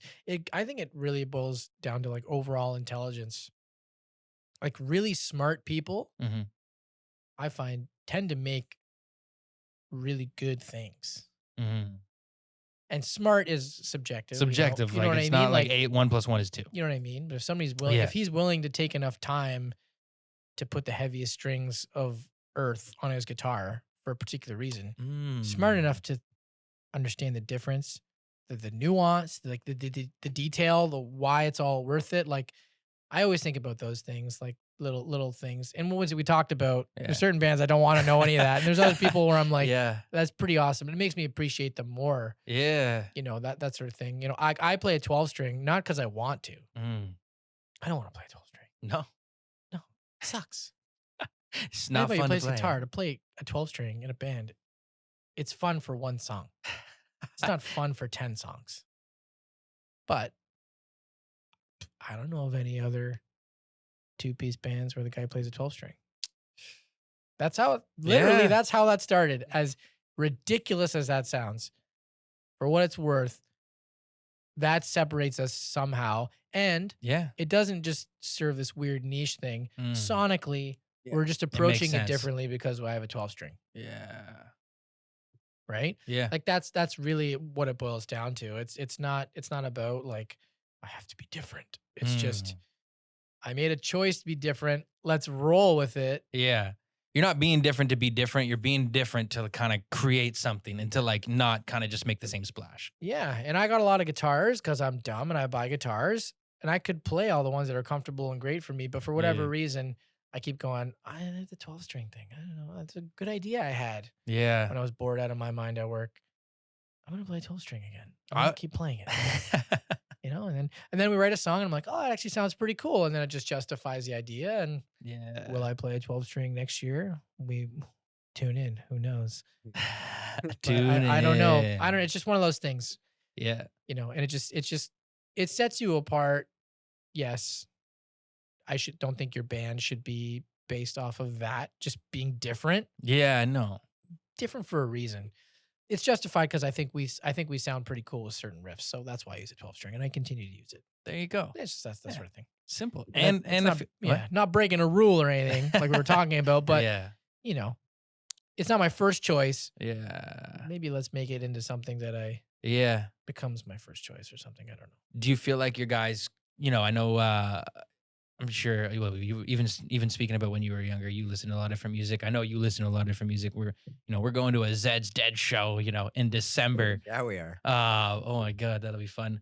But do you think like having like just this, like, just such a strong passion towards music just really pushes your curiosity and creativity into like, switching things up and not, sticking to the same patterns and the same kind of sounds? Like, are you always looking for trying to like spice it up? I think so. Yeah, I would say so. And just like through our passion of listening to music, it's made the process of writing music so much easier. Like I feel like Dave will throw a riff at me and it's like I've already got 10 options in my head. Like I'm already hearing Sick. 10 different things. And You didn't it's have to like, play through them. You just heard yeah, them. yeah. Yeah. Yeah. Oh yeah. So like that's definitely helped us being like big music fans and kind of yeah. Yeah. I mean, for me, it just boils down to I don't care about anything else. Yeah.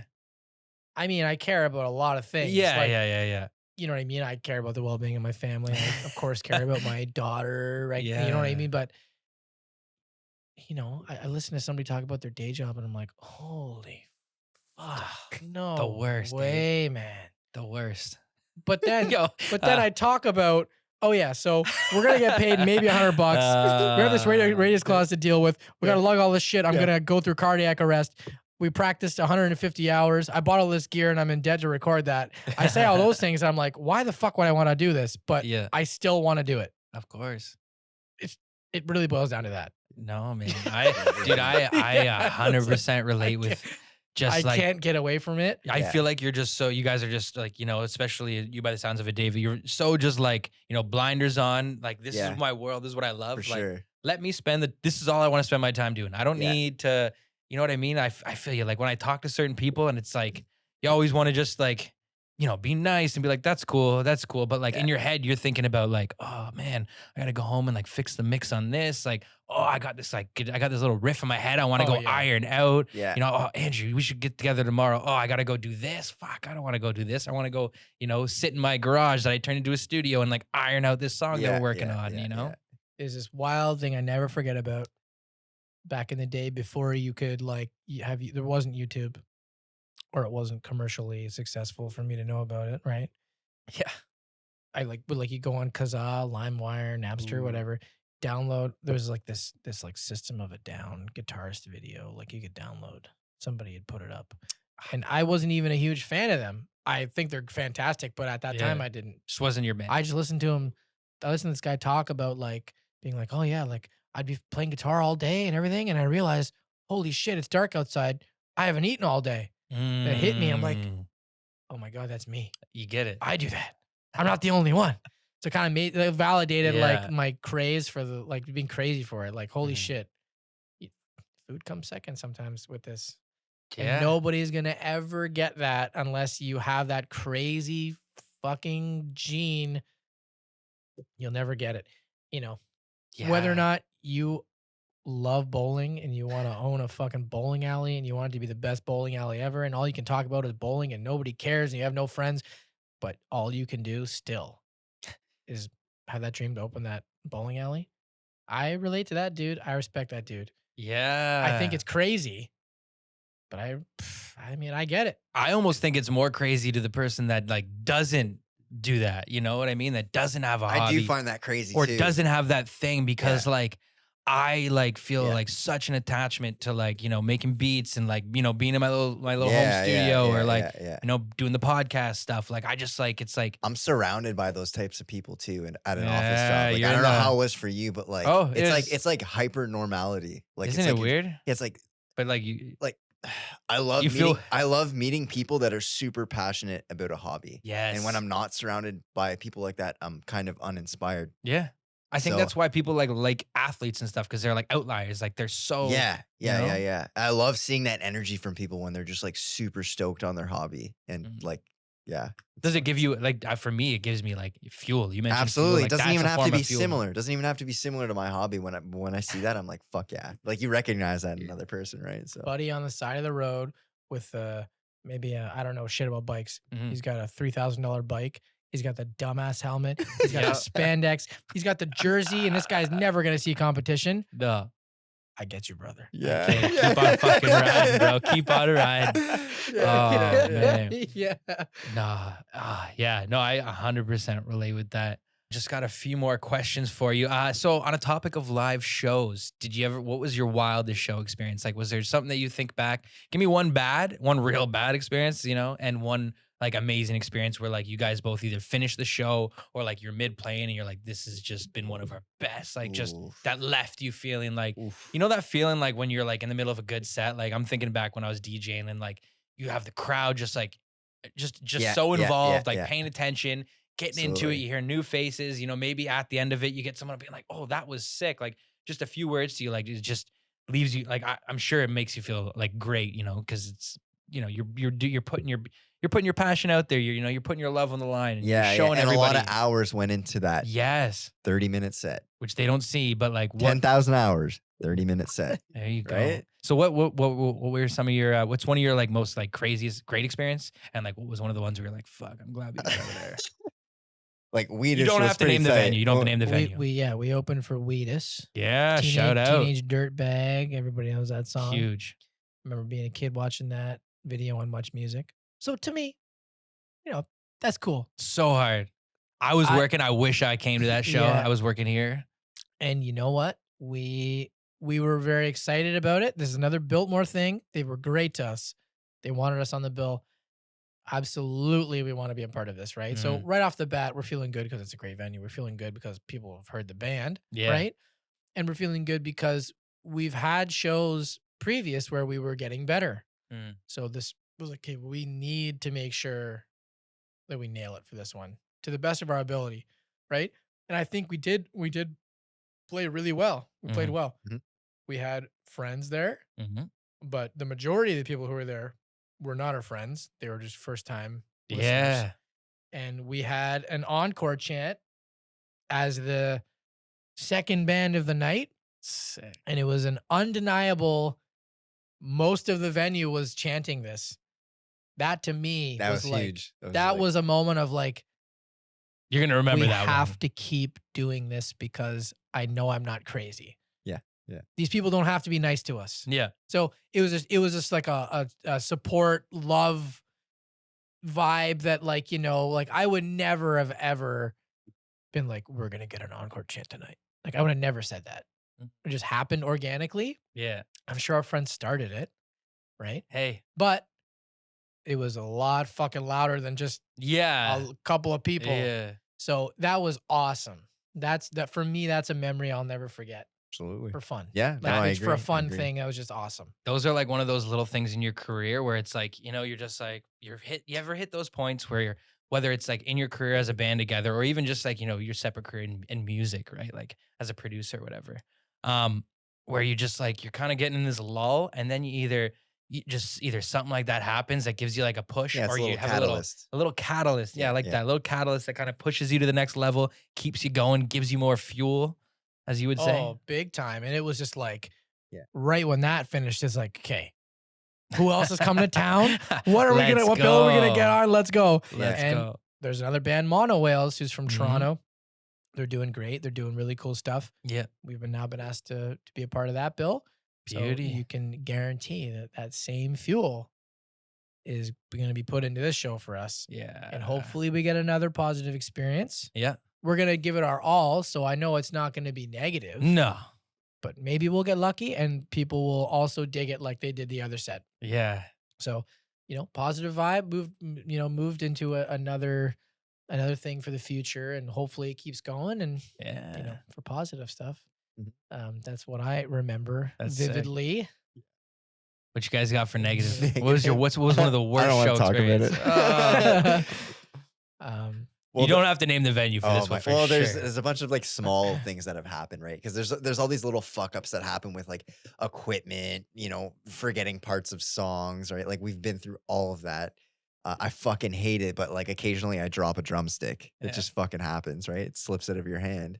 So like I've done that a bunch of times. That always sucks because you gotta try to still stay into the song and grab another drumstick and just kind of keep going. But I think I appreciate it when a drummer drops a drumstick and recovers. So, you must. I think that's pretty cool, right? Because I think when you screw up, if you don't kind of do the screw up face where you're like, oh, fuck, most people don't notice. That's the secret. Yeah. If you screw up, don't show that you've screwed up because most people do not fucking notice unless you make it obvious. So, Care. No. Or care, yeah. Because if you're just super passionate about what you're doing on stage and you're having a lot of fun, you hit the wrong note, but you're just fucking rocking out. It's like no People one gives a fuck. hyped. You're just like, this guy's just having a good time. Whatever. You hit Yeah. one wrong note, he's having a good time. Leave him alone. And entertainment. Yeah. I think it's a part of it that Yeah. we forget. I forget all the time. Entertainment. Yeah. Sorry to interject. No, that's great. I feel like a lot of listeners too are like they're like not every listener, like because you guys are both like talented musicians and you produce, make beats, like you have all these like components to you. Are you probably kind of thinking there's going to be like 10 of you guys out there critiquing everything? Like, does that ever like internal thing happen to you? But oh my God. right. But realistic. I hate making eye contact with other drummers. It happens sometimes. I try not to do it, but like, it's cool. So we've had the opportunity to share the stage with some other really good bands, some other very good drummers, some other fucking fantastic drummers. And sometimes I'm playing, and I'll look over and the drummer's just grilling me. And then like I get in my head, I'm like, oh my God, he's watching me. And like there's been times where I've like slightly screwed up because of that. So now I just try to focus on what I'm doing. And like I realize like you just gotta have fun on stage. It's not about you. It's not about the drummers. No. It's not about the drummers. It's about the whole experience. And don't get too much in your head about that kind of shit. Just kind of focus on the people that are there to enjoy the music. Not the That makes sense. That makes sense. Yeah. It's like you got to realize like 90% of their people out there are have probably had 2 or 3 drinks already. Yeah. B, they just want you to rock the stage. And Yeah. If you fuck up, they're not going to know because half of them don't play an instrument anyway or understand. Or know your material. Or know your material, right? Yeah. So, especially that, right? We're lucky in that regard. You're going to know, like, they didn't know that I changed this riff completely or I played like a different note here. Yeah. Or like, let's say we have this podcast and in a year or so we get lucky and we get some fans. Yeah. Then I'm sure my horror stories will be different. Of like, it's coming, buddy. It's coming. Yeah. Do we go into negative? I can go into negative. Oh my God. Just shoot a negative out there, man. Let the people know. Okay. for the listeners, this is all from the same place, multiple occasions. Yeah, we won't name this one. First time, I obviously pulled that fucking cable out of my guitar and stood there. I didn't know what to fucking do. I just kept playing. So did you not realize that you pulled the cable out? Oh, I was fully aware. Oh, fuck. However, the cable came out of the guitar because I stepped on it trying to go for a pedal. This is the thing. In the heat of battle, and something cuts out, you look at your pedal board and you're like, oh my God, there's 30 connections here. Where did it go wrong? You never think that you kicked it out of your fucking guitar. I didn't realize that. That's what I'm saying. Like, so you didn't realize that you kicked it out of your guitar. I was like, when's Dave gonna plug his guitar back in? And I'm playing, and I'm like, but that's what I mean. He's not like, going to. And I'm thinking, I would never do such a thing. Checking the connections, looking up while he's playing drums, and then I realize, it's the main one. It's the main one. So that sucked. But let's be real, not many people there. That was our first show ever. Yeah. So whatever. Right. Good way to get, let's get that over early. Yes. First show, boom. Cherry popped, baby, right from there. So that was fine. whatever. We got over that. Wasn't like we had a whole venue of people being like, that was embarrassing. So you didn't get a "you fucked up" chant. I That's the did main not. thing. I did not. That would have been better than silence and. But anyways, so there's that. They just hear Dave's like heavy breathing. There's that. Same place. The sound guy did not appreciate the drum hi-hat clutch, the cymbal clutch that he was using. So after their set, meanwhile, we had already played 2 bands prior, right? He didn't, so we're cleaning up, getting our shit, loading up, getting our stuff. He didn't like this guy's drum clutch. So right off the bat, why do you care? So he walks up, takes the guy's drum clutch, bitches at him. I'm grabbing my amps and stuff way away from them. He whips it, and it is heavy, like pretty heavy. How heavy would you say they are? On It's got average? some weight to it. It's like a pound or something. It's got some, maybe not a pound, but it's, I was gonna say more than that. But it felt like more. It felt it's like more. hefty. It's hefty. It does not- Anyways, it was metal. It ain't a tennis ball. It's not a tennis ball. it's got sharp edges. He threw it. And it smoked me in the head. Jesus. And I'm like, what? Where? Like, what? How does that happen? Thinking immediately that this guy would be like, oh my God, I'm so sorry. Meanwhile, he's grilling the guy still. And the guy who just got his equipment thrown at me is like, yo, you fucking threw that at that guy. So the sound guy walks over to me and begins to put his arm around me and tell me how he pays people to wipe his ass. Was he hammered? Something heavier than that. We're talking Oshawa here. Oh, we talking are in the Oshawa. dirty schwa. So I'm sitting here. I was bleeding. Oh, fuck. Not enough to be worried about. No, but I'm like, that is the interaction here.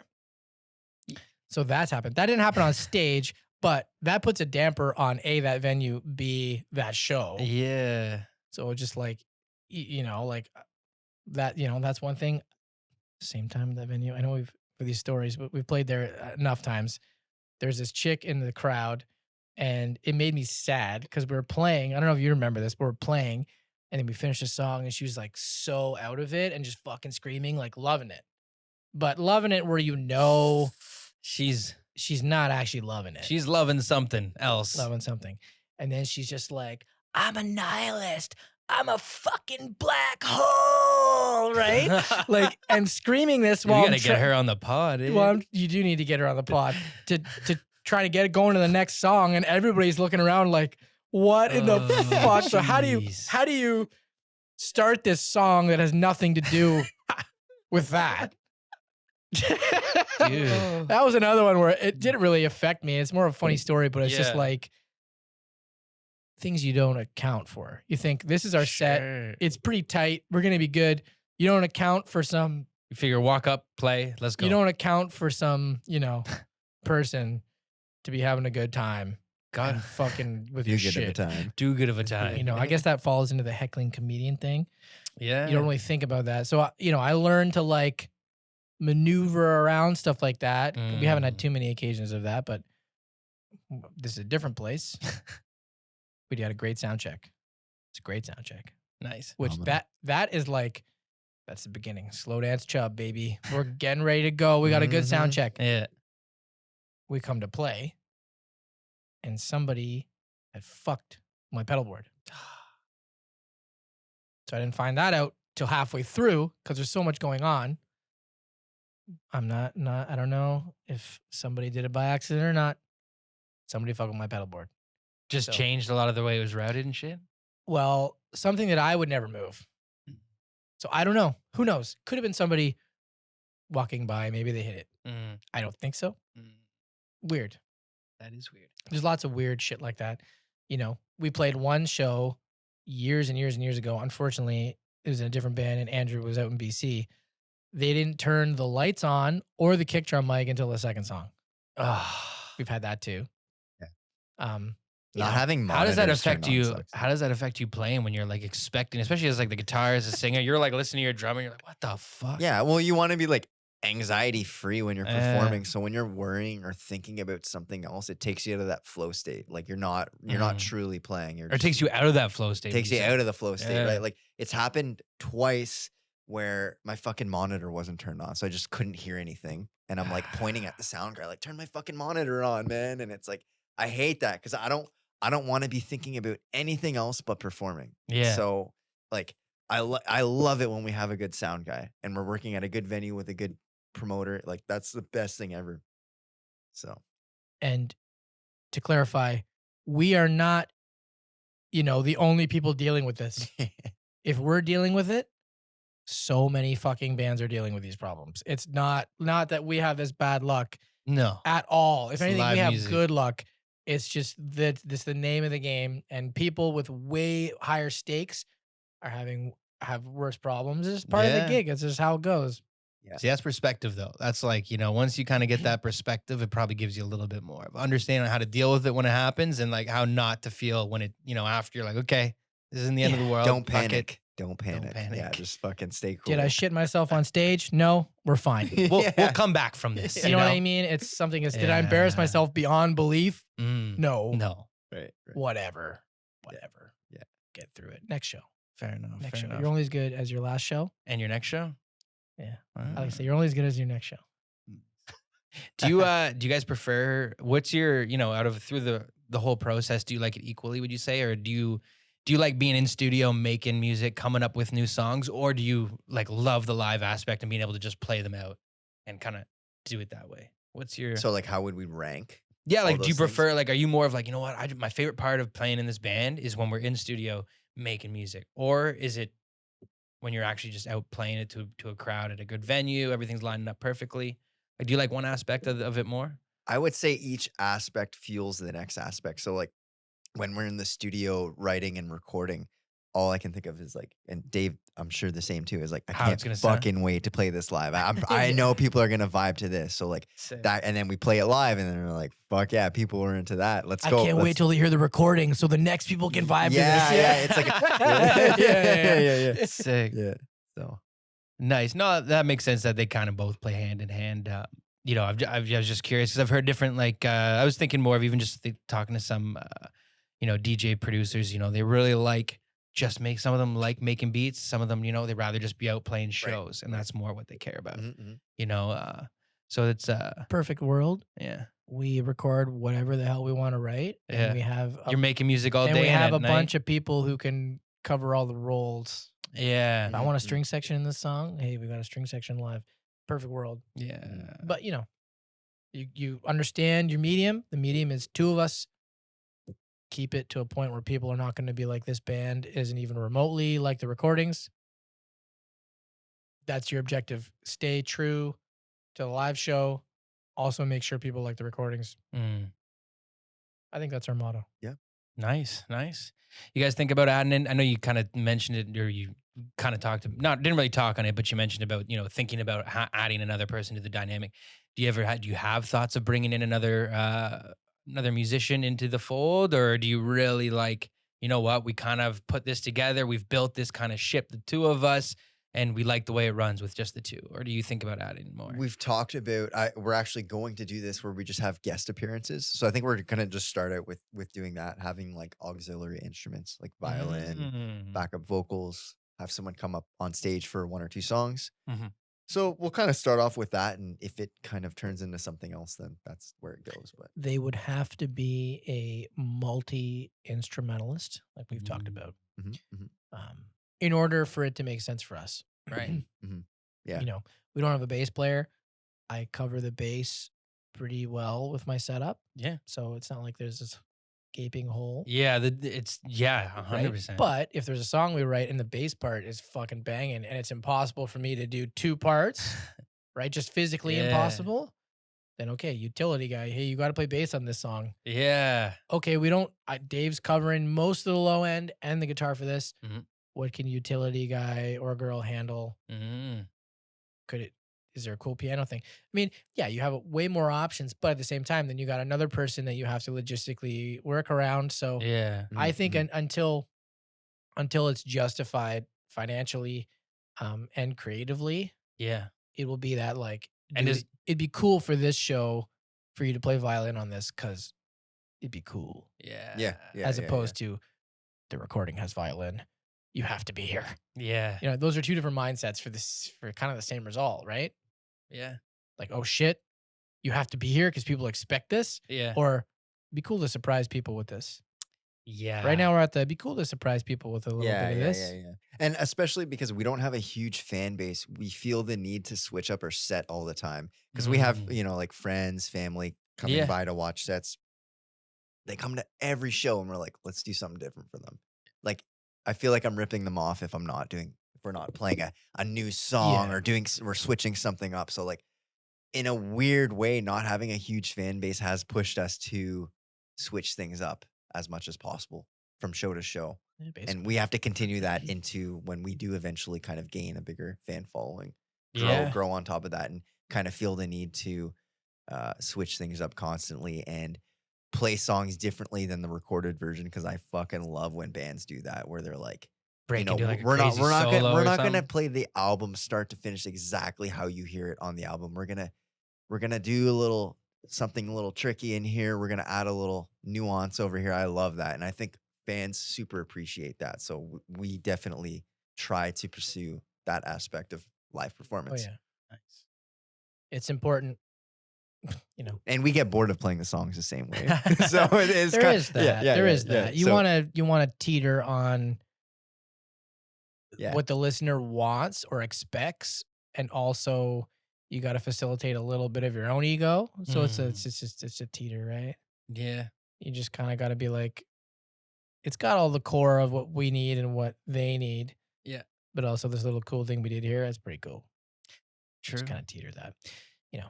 And things evolve. That might change over throughout time, where I just realized, like, Jesus, we have 15 shows in 10, in 17 days. You kind of got to make sure it's tight, and You're not gonna play 15 different sets. Yeah. correct, For sure. right? Yeah, We're yeah. not at that level yet. Right. If anything, like that's kind of like a luxury that you have now is the ability is like, looking at the bright side of it is you have, the shows a little spread out or however, so you can kind of experiment and come up and like you said, like when it comes to your writing process, you'll figure out a lot on stage, right? Like when you're like playing a song or something happens, right? Yeah. Oh my God, my guitar cut out right there, and it was badass. Yeah. Sick. Maybe. Yeah. So No. That's sick. who knows? Awesome. Yeah, so I think we're pretty well good to kind of bring this to a close. Just one of the last questions. What would we'll start with you, Dave. What would you tell your younger self? Back like what advice would you give your younger self with all the experience you have now? You don't need to be on an island to be successful. I like that. You find back like before, did you always feel like you had to do everything? And if it wasn't you doing it, it wasn't authentic or it just wasn't what you liked? I signed a contract when I was 19. Yeah. Thinking, oh shit, not everybody gets this opportunity, right? We're not talking about a big ass label or anything, but we're talking about some people who like at least had a fucking lawyer. Yeah. For whatever that means. You get older, you realize, well, it's not that hard to get a lawyer. But anyways, I did that. So I trusted people. That experience was terrible. So all that does is harden your shell and you think, you're going to fuck me. You're going to fuck me. You're going to fuck me. I can do all this. And then you end up to be 30 years old and you've worked really hard. Yeah. And you've got some stuff to show for it, but I'm not where I want to be. So I think other people need to help me. I can't do it all myself. Yeah. Basically. You don't need to be on your own island. You don't have to be so invested that your health and your relationships go to shit. You can reach out to other people to help. Yeah, no, I think there's a lot to be said with that. Like, did you ever feel like you just like I guess like you said you were worried about people fucking you over and doing that, but did you feel like having like outsourced help on certain things took away from like took away from like your value or like what you did on as a guitarist, as a musician? I just was never happy with what they were giving me. And that doesn't mean that they didn't do a good job. It just Mm. meant that mentally I wasn't allowing myself to accept somebody else's interpretation of my Right. song, or at that time, Right. my art, Yeah. right? My Yeah. art, the art of all of this. In reality, it is art, Yeah. but it's also not about being the only person capable of doing this properly. There are other Mm. people who are more talented and have great ideas. Yeah, I mean, music's collaborative, right? Like some of the greatest songs, you look at who produced it, and there might be like there's multiple names more often than not. Absolutely. You know, So, you know, like when you like you were talking about earlier, when you guys are making a song or coming up, and you send something to Andrew, and Andrew comes back with the drums, and then you guys are like, oh, we should change this. You should change this. Let's add that, right? But if it was just you or just you, you wouldn't have heard that. Oh, I didn't even think of that. Right. Right. You Right. know, my initial idea would have been worse if it Mm, hadn't gone through his ears. love it. If I had known that younger, who knows? Who knows? Who knows? You But know, I'm grateful to be where I am now yeah. with the knowledge. Hell So it's yeah. not all bad, No, but you know what I mean? that's part of the journey, baby. Yeah. I think That's so. the way I view it. I don't view it as I've wasted my 20s. I view it as I needed this time to learn. Yeah. Mhm. Oh, 100%. So Mhm. that's the way 100%. I see it. Yeah. Yeah. What about you, Andrew? What would you tell your younger self thinking back? I would say try not to have too much of a focus on being technical as a musician, because I think kind of growing up in the metal scene, there was so much focus on just being like the fastest, hardest, craziest musician as possible. And like, I'm thankful for those experiences. Like, I really pushed myself, but I think I put way too much focus on trying to be uh too technical, whereas I kind of forgot about the songwriting process. We're writing music for other people to enjoy, so I kind of lost focus Mm. on that aspect of being in a band and writing music. And I wish I kind of focused on being more of a tasteful musician, writing Yeah. stuff that other people can enjoy, instead of being like, I want to play this as fast as I possibly can. And I think when I was younger, I didn't have the most organized practice ethic. I was just kind of randomly practicing things, and I feel like nowadays I'm a little more regimented. And yeah, but it was a good experience. I'm glad I experienced all those things, because it made me the musician I am today. Mm. So um, yeah, I'm thankful that I went through those experiences. And Yeah. So be less technical and accept help.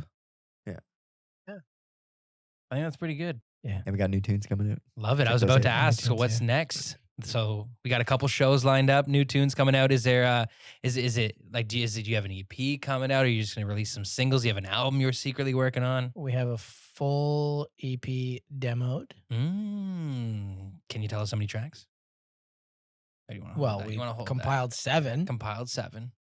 And we have our savior, somebody who's interested in the band who is going to help us, Nice. right? So we have somebody involved, which is fantastic. So we're really excited about that. So we're going to get some material released with better ears, more experience. Are they And are they just gonna mix it and master for you, or full blown produce engineer? so So- you're gonna record everything with them. They're gonna sit in with you and Yeah. help you produce, Yeah. change things up if you need to. Back to being a teenager and just saying, you Ah. take the reins, baby. Sick.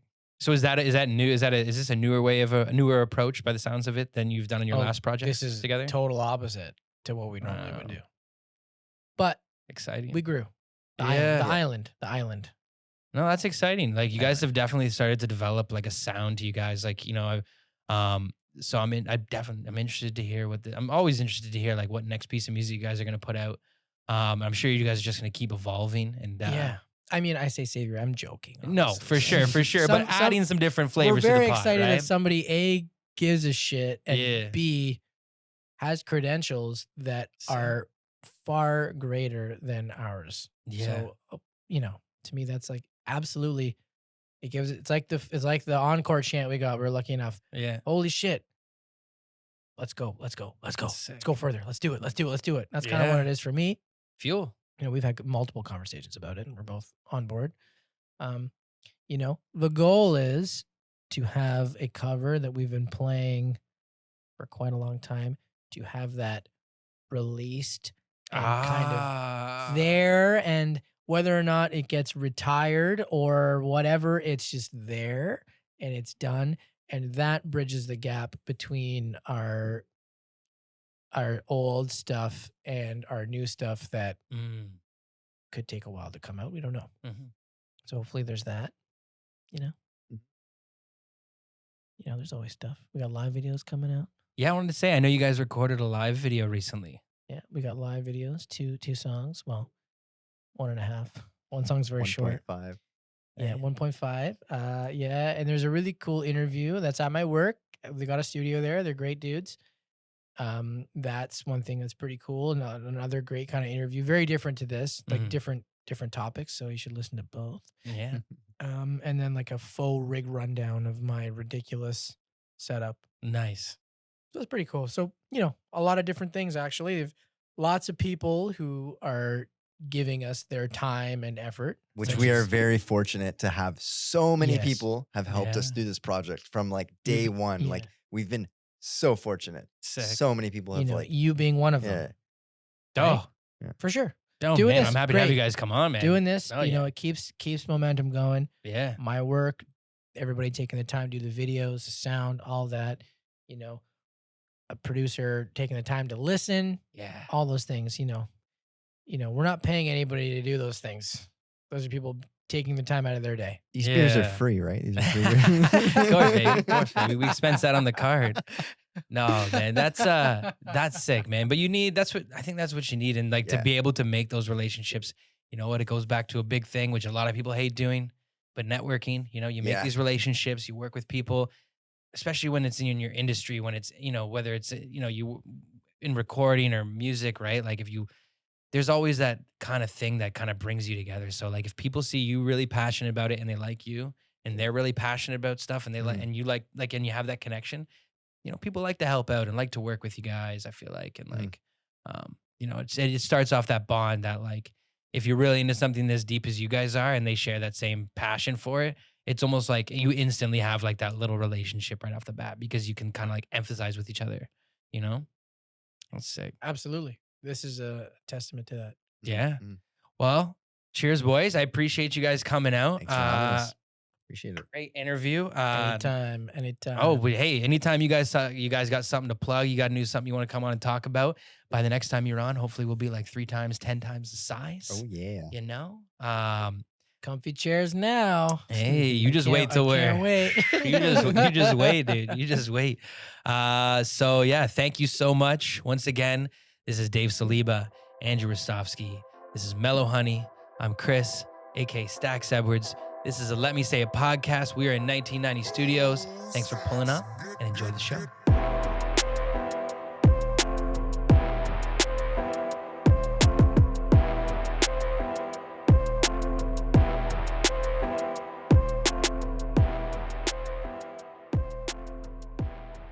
That's it. Great. Thanks, man. That's sweet.